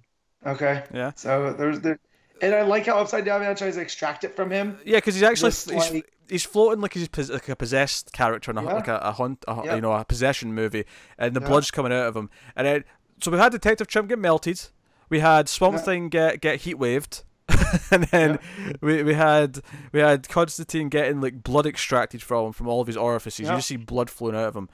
Sanguinated, I believe is the word. Yeah. There you go. That's a fancy word. Exsanguinated or desanguinated? Sanguination is when you lose all the blood. So yeah. But the wild card that he's not expecting, the Upside Down Man's not expecting, is Wonder Woman. Her shield actually, repels his magic. Yeah. And he's confused by this, and he touches her and kind of reveals the magic from within, and that's when she goes all glowing. She has the symbol on her head, the sort of the full moon with the two. Symbol. Yeah, the Hecate. Hecate. Yeah, which I mean, I would describe that as like a moon with two half moons on either side. Well, it reminds me of Enchantress.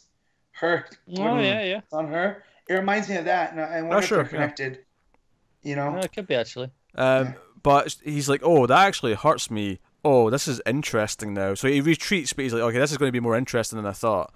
But as he's retreating, note she still has to channel it through Zatanna's backwards magic. Sure, yeah. As this light's going on and this is all happening, he's retreating. The melted Detective Chimp reforms and Swamp Thing reforms, and everything kind of goes back to the way it was. Which obviously, I feel like this issue, nothing in this issue matters in terms of like the deaths and what happens to them.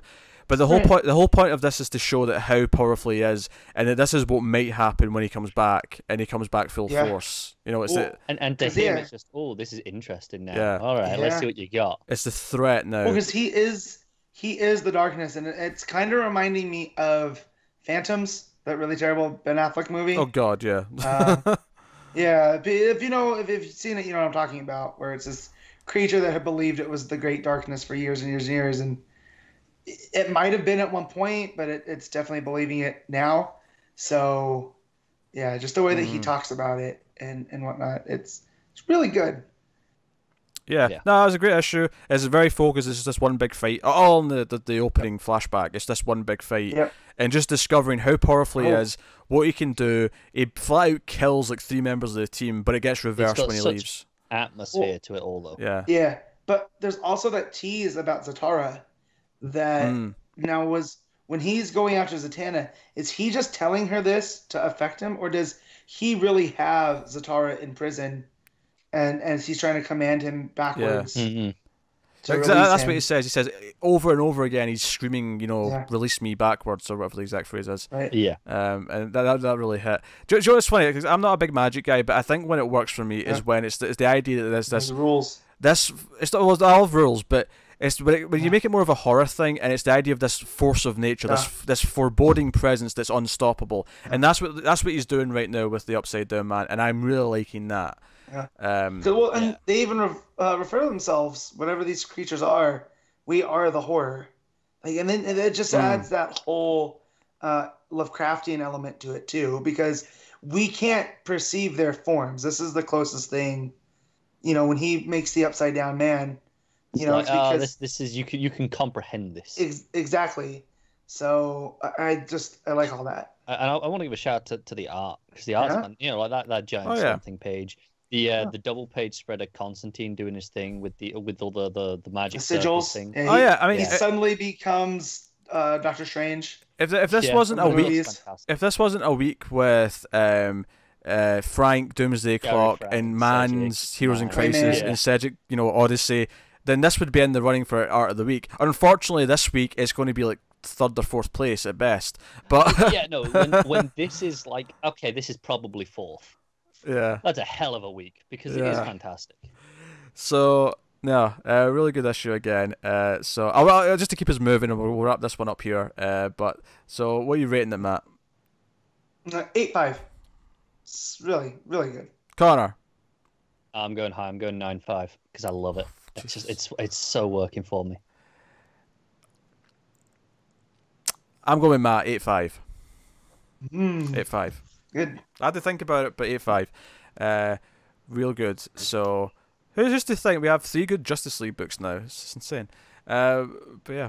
That'll take us on to the Terrifics, number 8. Geoff Lemire writing, Dale Eaglesham on the art, who of course is going to do Shazam in a couple of months, so pay attention to his style, very pulpy, which is working for this, will work for Shazam too. So they're with Tom Strong, and they realise that, okay, Tom Strong family's been taken into these different worlds in this, what was it, the Forest of Eternity or something like that it was called? Yes. Forest of Eternity. Forest of Eternity. It's on the first page. I remembered it. Nice. So they basically split into teams, and Lynn gets very worried that if she breaks out of the divines by going incorporeal again, she won't be able to go back. But she does, and she's happy, and she uses her blast with the I can't remember what she calls it to make the stuff explode, and they're all fine, and they're like, okay. So let's split up and go look for Tom Strong's family members, and they all get into different portals. Plastic Man goes with the robot butler. I love that. Before that, when they're like, when Terrific's like, okay, we'll split up and we'll find out what's going on. He gives himself a little bit of almost like a cowboy look with the hat and stuff in the background. Just with one panel, and it's fantastic.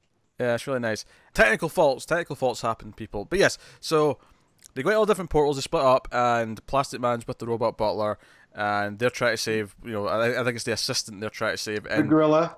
Plastic Man becomes a boat so they can go on the river. Hang on, let's not bury the lead here. Okay. Who are they fighting? Okay, Dr. Doom? No, not Doom, sorry, Dr. Dread. Dr. Dread. Yes. I'm sorry, I had a Freudian slip and said the actual character we're ripping off from Marvel. Yeah. Alright? They're in Funnyland, which I was like, oh, come on, we could have done Captain Carrot and the Zoo Crew. Yeah, but when he showed up, it's like, oh, you're gonna have to escape the trap of Dr. Dread, and Plastic Man just turns and goes, oh boy. That's how I felt. I was like, okay, that's where I will never turn up talking duck cartoon characters in my thing, right? Right? If they want to actually just have Daffy be like one of the villains one year on an issue of this, I'm cool with that too. But no, duck characters for the win, and super fun. I mean, this was delightful. This was the one that probably got the most time.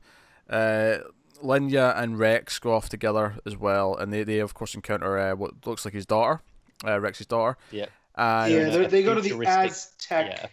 The Aztec world. Empire. Yep, and I like that Rex gets to show off his pulp hero-ness here. Yeah. Because he has no powers. So he's jumping with his laser gun and whatnot. Actually, my favorite little thing about the detail about the Aztec world was the. It says that there's an editor's note like saying, "Oh, this is translated from." Actually, we'd have no idea what this is translated from. Right. it's just translated. I was like, okay, that's a fun little touch. I like that. I like that. And I like that when Tesla Strong shows up, Linya had just set Element Dog on the people in the Aztec armor, and you look at the dog and he's got what looks like the bottom of someone's pants in his mouth. Like, again, it's still like a cartoon.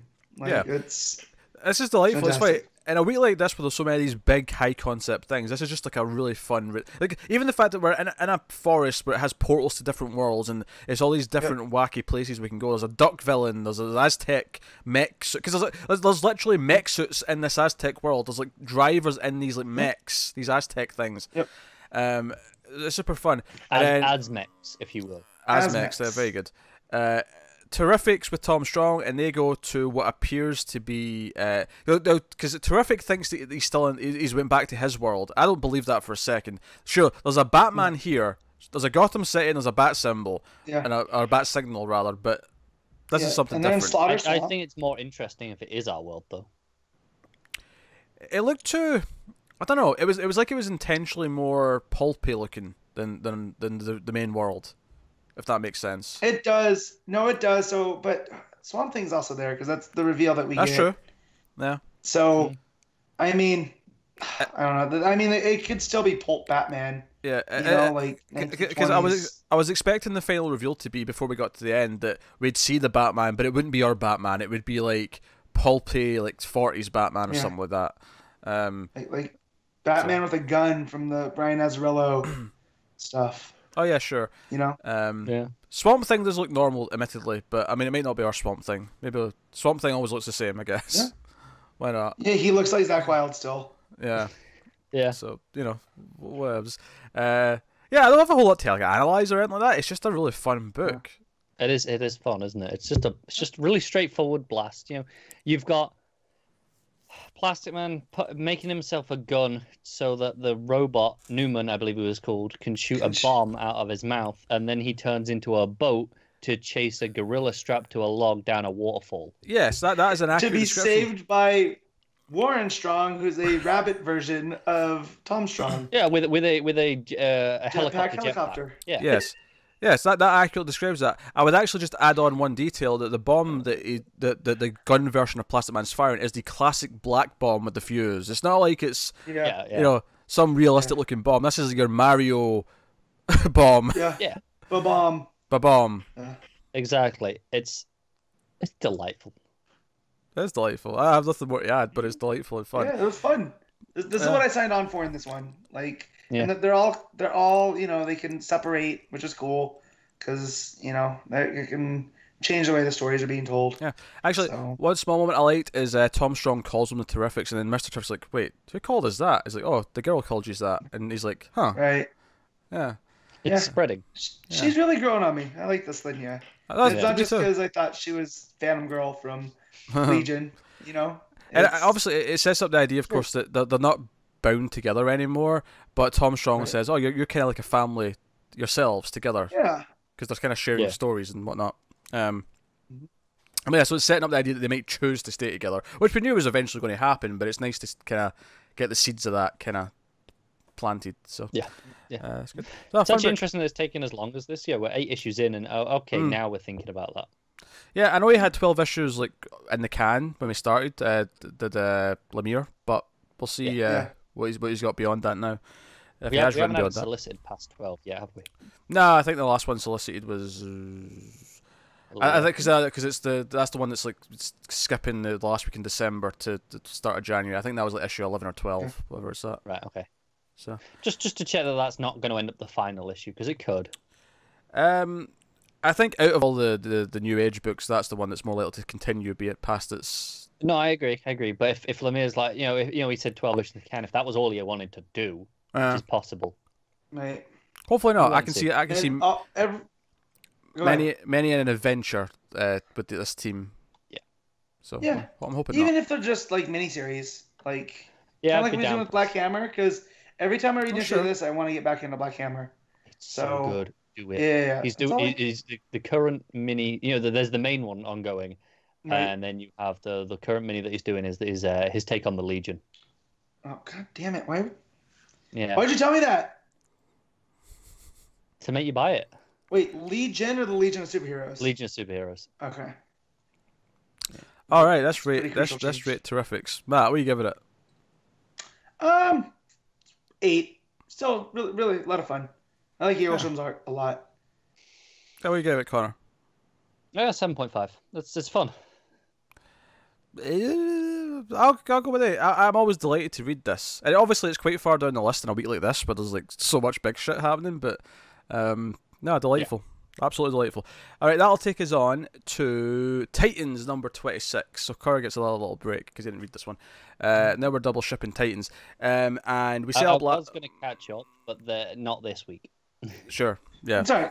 Yeah, fair enough. So Mother Blood, we revealed her last time in the Cult of Blood, try to manipulate the energy and start things. In this issue, we get another incident happens. They're in the Hall of Justice, and it's like, oh shit, there's something happening. So they all go out to deal with it. Ben's still there. He's with Natasha, trying to build devices and shit. I like that he's around. That's good fun.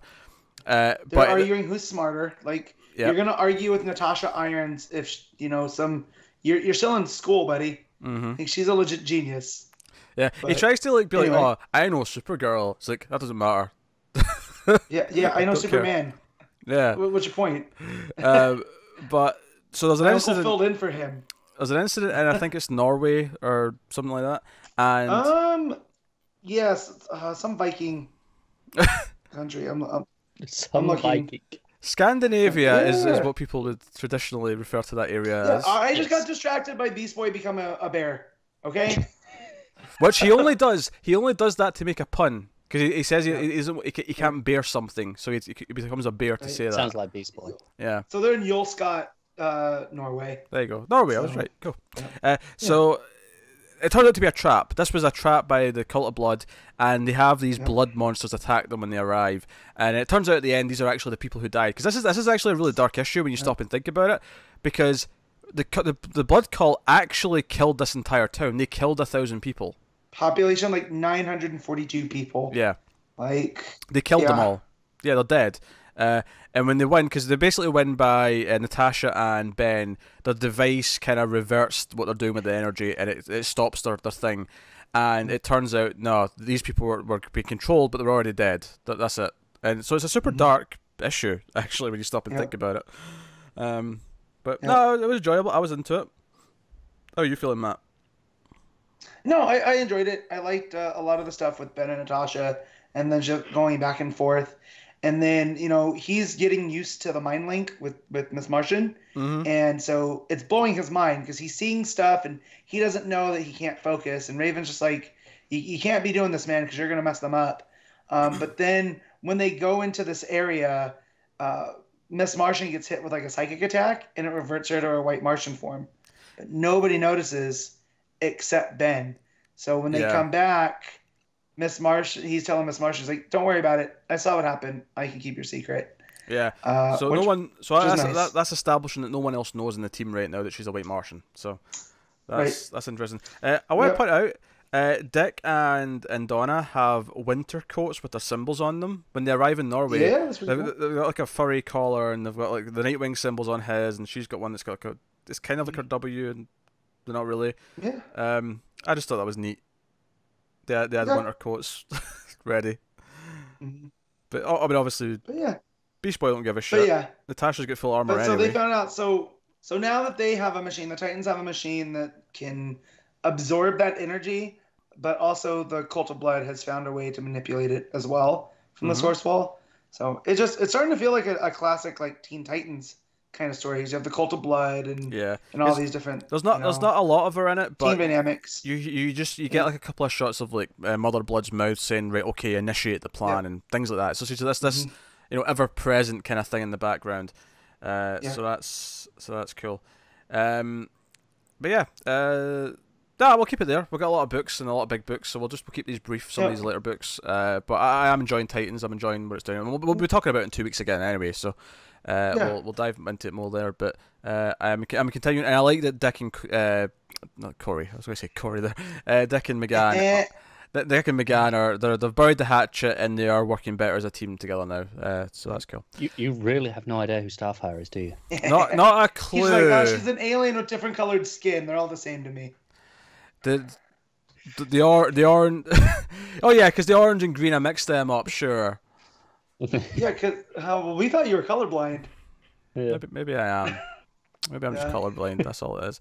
But no. So it's cool. What are you giving it, Matt?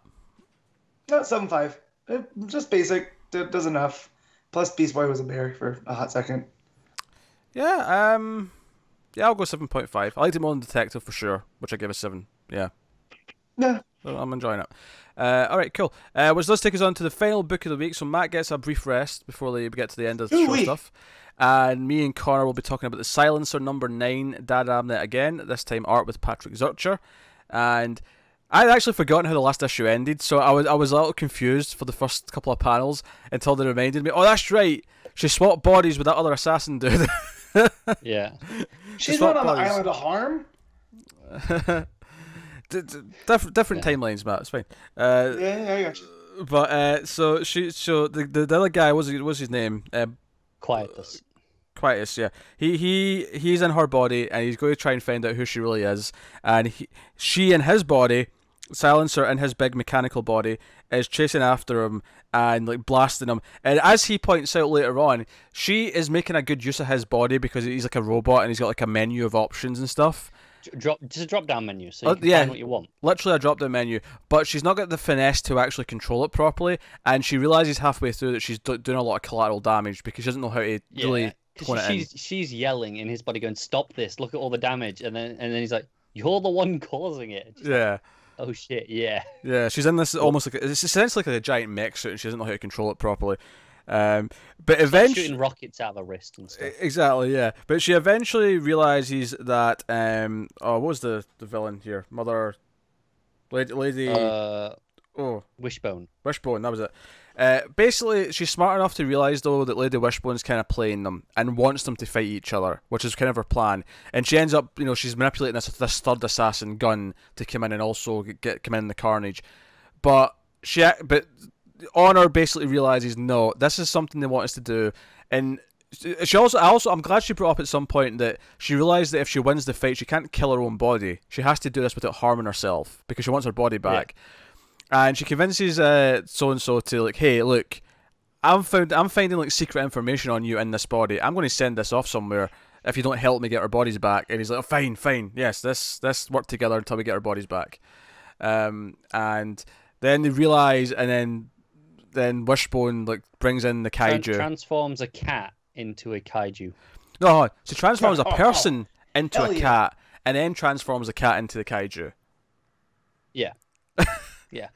Started off as a person. I just want the image of cat kaiju. Yes. And basically Cat Jew.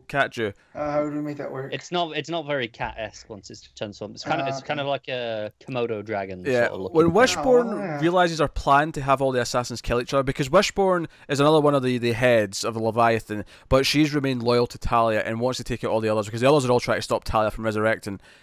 Once she realizes her plan's up and that they've kind of stopped fighting, she sends in the kaiju, and the gun, the collateral one, who's not either Honor or Honor's body, gets bitten by the kaiju, and it's glorious. He gets eaten in half, or split in half. Yeah, it's pretty great. It's good. It's good stuff. And then you have it go and rampage through, and it goes to Action Land because, of course.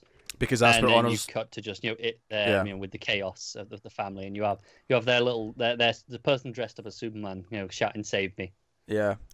Somebody save me. Please never sing again. Not even that song, just never sing. To be fair, I was intentionally hamming that up to be bad as possible. Okay, Pete. Sure you were. You have a voice of an angel. It's a whiny song, right?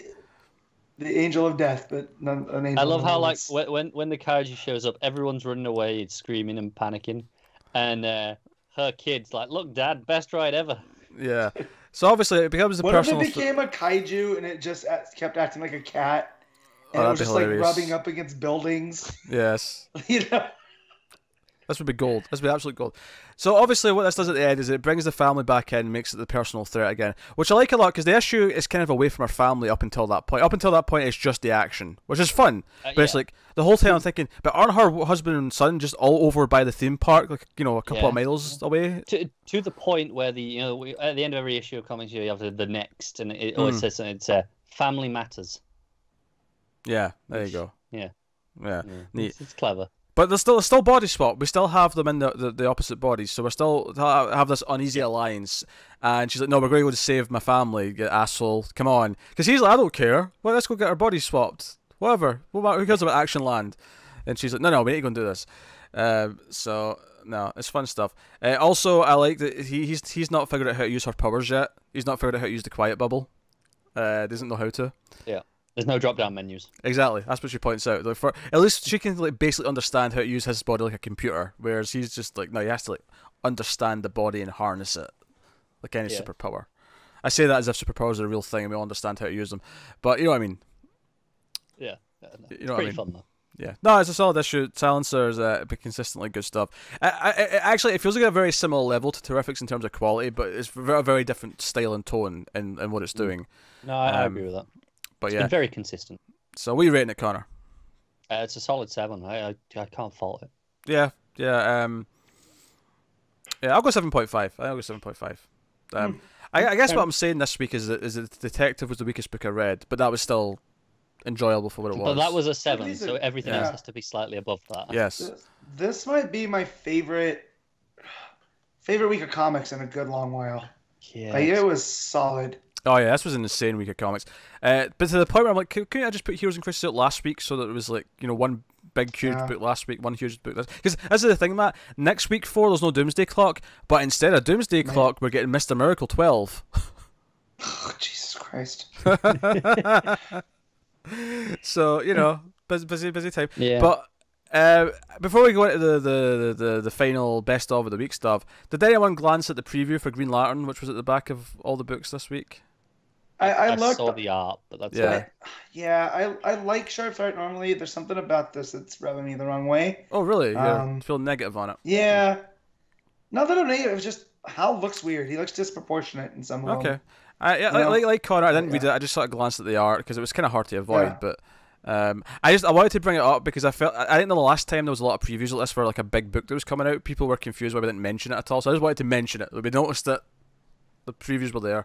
We just don't really care about previews as a whole. Like we're like, especially when it's a book where it's kind of it's Morrison and Sharp. We're gonna read it. Yeah. We don't need a preview to sell us on it. We're not looking for an advert. Yeah, I mean we don't need to look at a preview. But hey. If it's something that we have no idea what it is, and maybe then we'll look at a preview and be like, okay, get a sense of whether or not I want to read it. I like looking at the art and previews for like new issues where they've got a new artist on a character that I've not seen do that character before or something like that. Like if Sejic's on a new book, I want to see what Sejic's Batman looks like or whatever. Fair enough. But I never read them. I never read the dialogue in these previews. This is that for the main book. Your comics are only about 20 pages. I'm not wasting 5 of them on the preview 2 months late. Yeah, that's before. a quarter gone. Yeah. But hey, so that is all the books, which does take us on to the end of the show where we pick our favourite stuff of the week. Best art, best cover, best panel/moment, and of course our top 5 books. And this week it's a fight. This is the dirtiest fight ever that we've probably ever had for books of the week. So start with moment/panel of the week. I will go to Matt for his pick. Oof. So this one's tough because there's a lot. Like there's a bunch in just like Odyssey, but then I guess since I'm going first, I'm just gonna be the one to do it. It's the page that shows Wally dead and Superman finding it. Like Oof. Oh dear, oh dear. The emotion still. You know, I could pick so many moments from Heroes in Crisis because the art is simply gorgeous. I could pick so many moments from Odyssey. I could pick tons of moments from Doomsday Clock. And this is nothing to do with art. This is just to do with the impact of the panel. And I'm going before Connor for a reason. I moved it 6 inches, and now he's dead. Yeah. That panel. That's it. It's alright, that was my number 2. That wasn't actually my number 1. Oh, what's your number 1 then? What's your number 1 panel? No, that when I read that, because Doomsday Clock, obviously first thing I read this week, I thought that's it, that's the panel. But in just spectacle and art, I'm giving it to Justice League Dark, the giant Swamp Thing showing. When that we turn the page, and that's there, I was like, holy shit! And I think it's a bigger deal because I didn't expect that sort of impact and that moment to hit me like that in a Justice League Dark. My favourite part of that Swamp Thing moment, though, is like, he doesn't say this, but I get this tone from it. It's kind of like, oi, oi, enough of this sort of thing now. We're going to put a stop to this. Yeah, it's just fed up, isn't it? It's like, come on then, put the kids to bed. No, but I wasn't expecting to have a moment like that in Justice League Dark where I was like, damn. Whereas, I would hope to get that in every issue of Doomsday Clock. Yeah. Okay, so best cover then of the week, Matt. So I really want it to be Tech because that still makes me giggle. But the significance of the Doomsday Clock cover with the Green Lantern, and then from your moment of the week where he moved it, I just and then the blue moth, like a moth with a flame. Yeah. That theme's been running through it. Plus how we got Dr. Manhattan there through the power of the lantern because he had moved it. Like there's so much at play. Unlike the vast majority of comic books, the cover was actually related to the contents inside. Yeah, so that's what you're saying. That said, I still love Two-Face going, "Hey, Batman, look, now we're twins." Like, it's so ridiculous. It is fun. Yeah, Connor, what you got for cover of the week? I'm down to 2. So if you've got one, you can jump in case it's one of mine. Yeah, I mean, obviously, Heroes in Crisis looks fantastic. Doomsday Clock's fantastic. Justice League Dark's very good, but I actually, just for the pure Sejic of it, I'm going for Justice League Odyssey. That is just a gorgeous group shot of those characters. So I'm going with that. That was one of my options. So I'm glad that means I can safely. I can just go with the other one. Okay. I'm going with the Batgirl variant of her, there through the sky with the moon behind her. Very nice. Very nice. Holy crap, it's gorgeous. I will say, I don't know what issue it is, but I have a new phone background because one of the other variants for an upcoming issue came out this week where she's sitting at her computer and it is like one of the most gorgeous covers of the year. My phone background is actually a cover from last week, so I wasn't here, but it was the Aquaman variant from last week. Okay, yeah. Oh man, they're facing each other. Yeah, with the sunset behind them. Oh, it's so good. So good. All right, so that's best cover, best art of the week then. Oh, this is interesting. This is a fight. This is the dog fight, but it's been resolved for me. We agreed it's out of the 3. Yeah. Yeah. Yeah, it's either Mann, Sejic, or Frank, right? It's those 3 that we're talking about here. Yep. Yeah. So, Matt. So mine, it's Mann. It's Clay Mann, without a doubt. Okay. Connor? Frank. Just. It's close, though. Oh, dear. Joe's funny, as I feel like for me, it's kind of between 2. And what's impressive about this is that Gary Frank's not one of the 2, which is insane to me because he usually wins. Usually he wins when Doomsday Clock's out. But that Heroes in Crisis, like, Mann's always been fantastic, but I think this is like his best work. That's like wowed me. I agree with that. Yeah. And then Sejic, of course, is always fantastic, and I love his dress. I love his Starfire. He makes Azrael look appealing. Like, it's impressive. But as funny as it would be to split the difference and pick the third one, I think I'm going to go with Mann. I think Heroes in Crisis is the one that surprised me the most. I can't argue with it. It's for me, Frank. It was just smaller moments like Joker sticking his tongue out, like, and going, ugh, and then Mime doing the bat ears. It's the small little things where I'm like, it's just nailed. But we're not hard pressed for good art this week, that's for sure. No. And when you've got, Justice League Dark with who was that, Martinez? Yeah, Martinez, Yeah. Eaglesham on terrific. Pretty close fourth. Kolins on Flash. Like there's just Paquette on Action. There's just a lot of really solid regular artists as well. This week? Damn. Yeah. That's. Thanks for listening, Connor. I know. I went to get a snack at that point. Remember? Yeah. He told me to. Yeah, I was getting a snack when the tech fault happened. I was eating some shortbread. I just got some chocolates. All right, let's not eat on. That's very unprofessional. What's unprofessional All about right, this? so let's top 10. We are brought to you. Top 5. we are brought to you this week by Happy Shopper All Butter Scottish Shortbread. Right, we're brought to you. All butter. Jesus Christ. Anyway, That's so Ever tell you one time I bet my stepbrother he wouldn't eat a stick of butter, and he did. So we both kind of lost. Yeah. I know. Here's the thing. I'd do that to win a bet. Yeah. butter's great. I would. But my biggest nightmare is becoming lactose intolerant because all the best things are dairy. I will happily it's terrible. eat bread and butter just to have butter. I want the bread, but you got to have the butter on something. Yeah, exactly. I've developed a slight lactose intolerance where if I have ice cream, it better be damn good ice cream because it's gonna be hell. Yeah. Later. Although butter on a scone is really nice, or on toast, Oh, melted butter on toast, it can be nice. But butter on a crumpet is excellent. What's a crumpet? It's like a bready thing that you toast. Okay.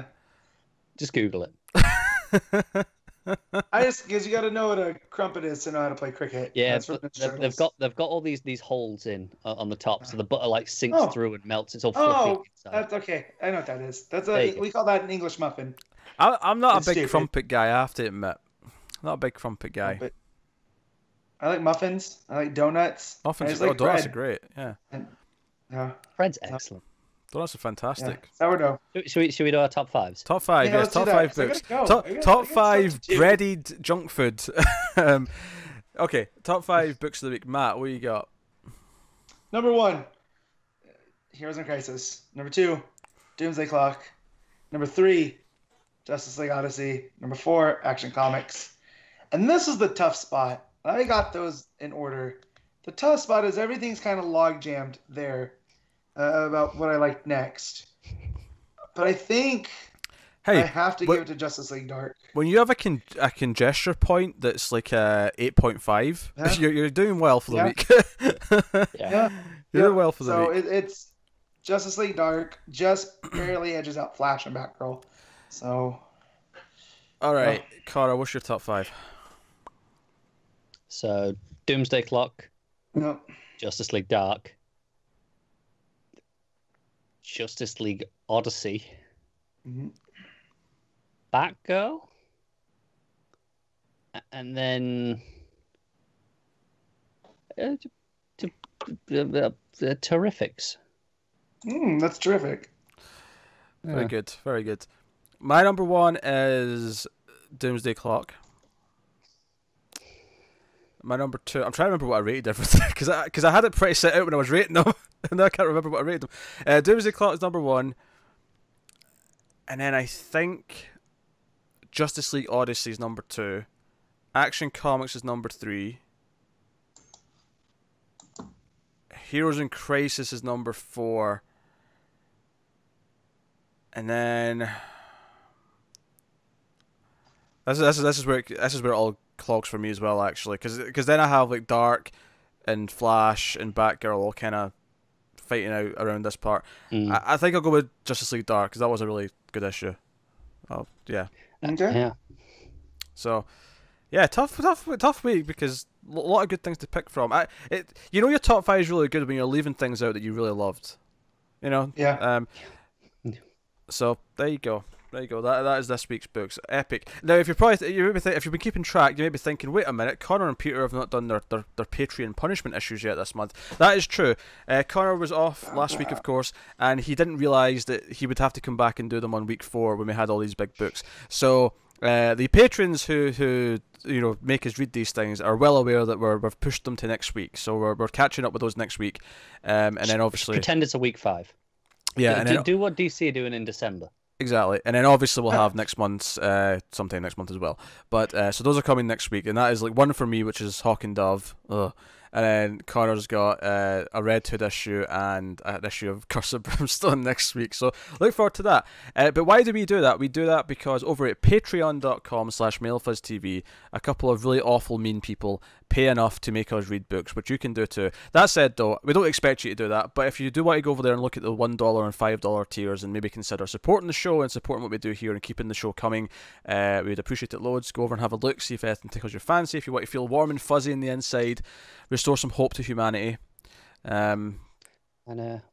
So what books have we got alongside those next week? Don't be on Manhattan. Yeah, what is coming next week? That's a good question. Coming next week, we actually have one big issue next week in terms of an event-y type thing, because we have Wonder Woman and Justice League, The Witching Hour issue 1. So Matt's missing that issue, but I assume you're reading it, so you'll be caught up for the following week's crossover issues. So we got that. We got Justice League issue 9, Batman 56, Green Lanterns 56, Nightwing 50. That should be interesting. That's Percy's final issue. Plus, it's got the whole amnesia thing coming into play. Green Arrow 45, Catwoman number 4. I think got pushed to week 2, if I'm right in saying. Yeah, it's not on here. Yeah, I'm not seeing it. And obviously, Green Arrow, as I mentioned earlier, is a Heroes in Crisis tie-in. Yes.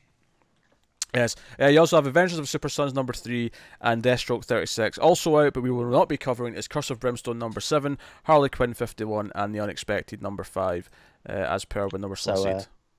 The Dreaming number 2 is next week as well. Yeah. I didn't know anyone keeping up with those. Yeah, I didn't note those vertical books down, so. But feel free to add them on. So, cool. Actually, why did I put Catwoman in the not being read next week? That's weird. No, we are reading it. The week after is what I meant. Just not next week, yeah. Yeah. For some reason, because I have a little section at the bottom of each week where it's like the ones we don't do. For some reason, I put Catwoman there. I know Justice League is starting the Drowned Earth stuff. Yeah, as Aquaman is doing it's the Road to Drowned Earth first, I think. I think the actual core Drowned Earth comes later, but I mean, it makes no difference really. Yeah, I think we have a month of the Road to, because there's 2. Yeah. And then 2 Justice Leagues and a Aquaman, and then next month. Aquaman, yeah, and then yeah. So yeah, no, it's still a healthy week of comics. Week 2 is pretty healthy as well. It's just week 3 is a little bit quieter, but that's cool. Which is why we typically do our punishment issues then, because it's the quieter week. But that is the show. That has been episode 123 of Caught in the Multiverse. Probably the most eventful show we've had in a while. Lots of big things happening. We have the Wonder Woman Justice League Dark crossover over the month of October, and then November has the one after that. That was the oh god, what's the November one? Come on, it's the same thing. They're starting. Is it Drowned Earth? Is Drowned Earth doing the thing where they got the issue at the start and the end of the month? Maybe, I don't know. Oh my god, I can't remember. My brain's mush right now. I'm scrolling down. Yes, Justice League. Scroll down. Justice League, Aquaman, Drowned Earth. Yes, that has been treated as a crossover. It's got the start and the end issues as these specials, right? So that's November. Cool. Green Lantern's coming. Heroes in Crisis, Doomsday Clock. Lots of big things happening. It's a very exciting time. The Wonder Woman run will be starting in November. Yeah, as is Shazam as well. Very important. So it's a very exciting time to be a DC fan and be reading these comics. So. We hope you'll join us for all those things. But that is us. That is episode 123. We mentioned Patreon. Go over and consider giving us support. Of course, you can watch ads on YouTube and support us a bunch of other ways. Like, subscribe, tweet us out, blah, blah, blah. Let us know what you thought of the books this week. Get us on Twitter at DC Comics Podcast for updates and various things and retweets of DC news and whatever else. You can get me on Twitter at Wibble89. Matt, where can they find you? Matt of Steel 57. Connor, where can they find you? At Connor Ryan 94. You knew it was coming and it still felt like you hesitated. I didn't hesitate. You were clearly reading it. A natural pause. You were reading it off the screen. I was. Even though it's your name and your year of birth. Yeah.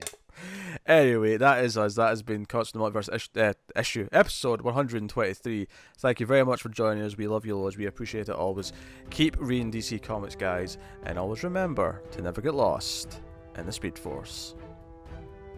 Rest in peace, Wally, you beautiful ginger man.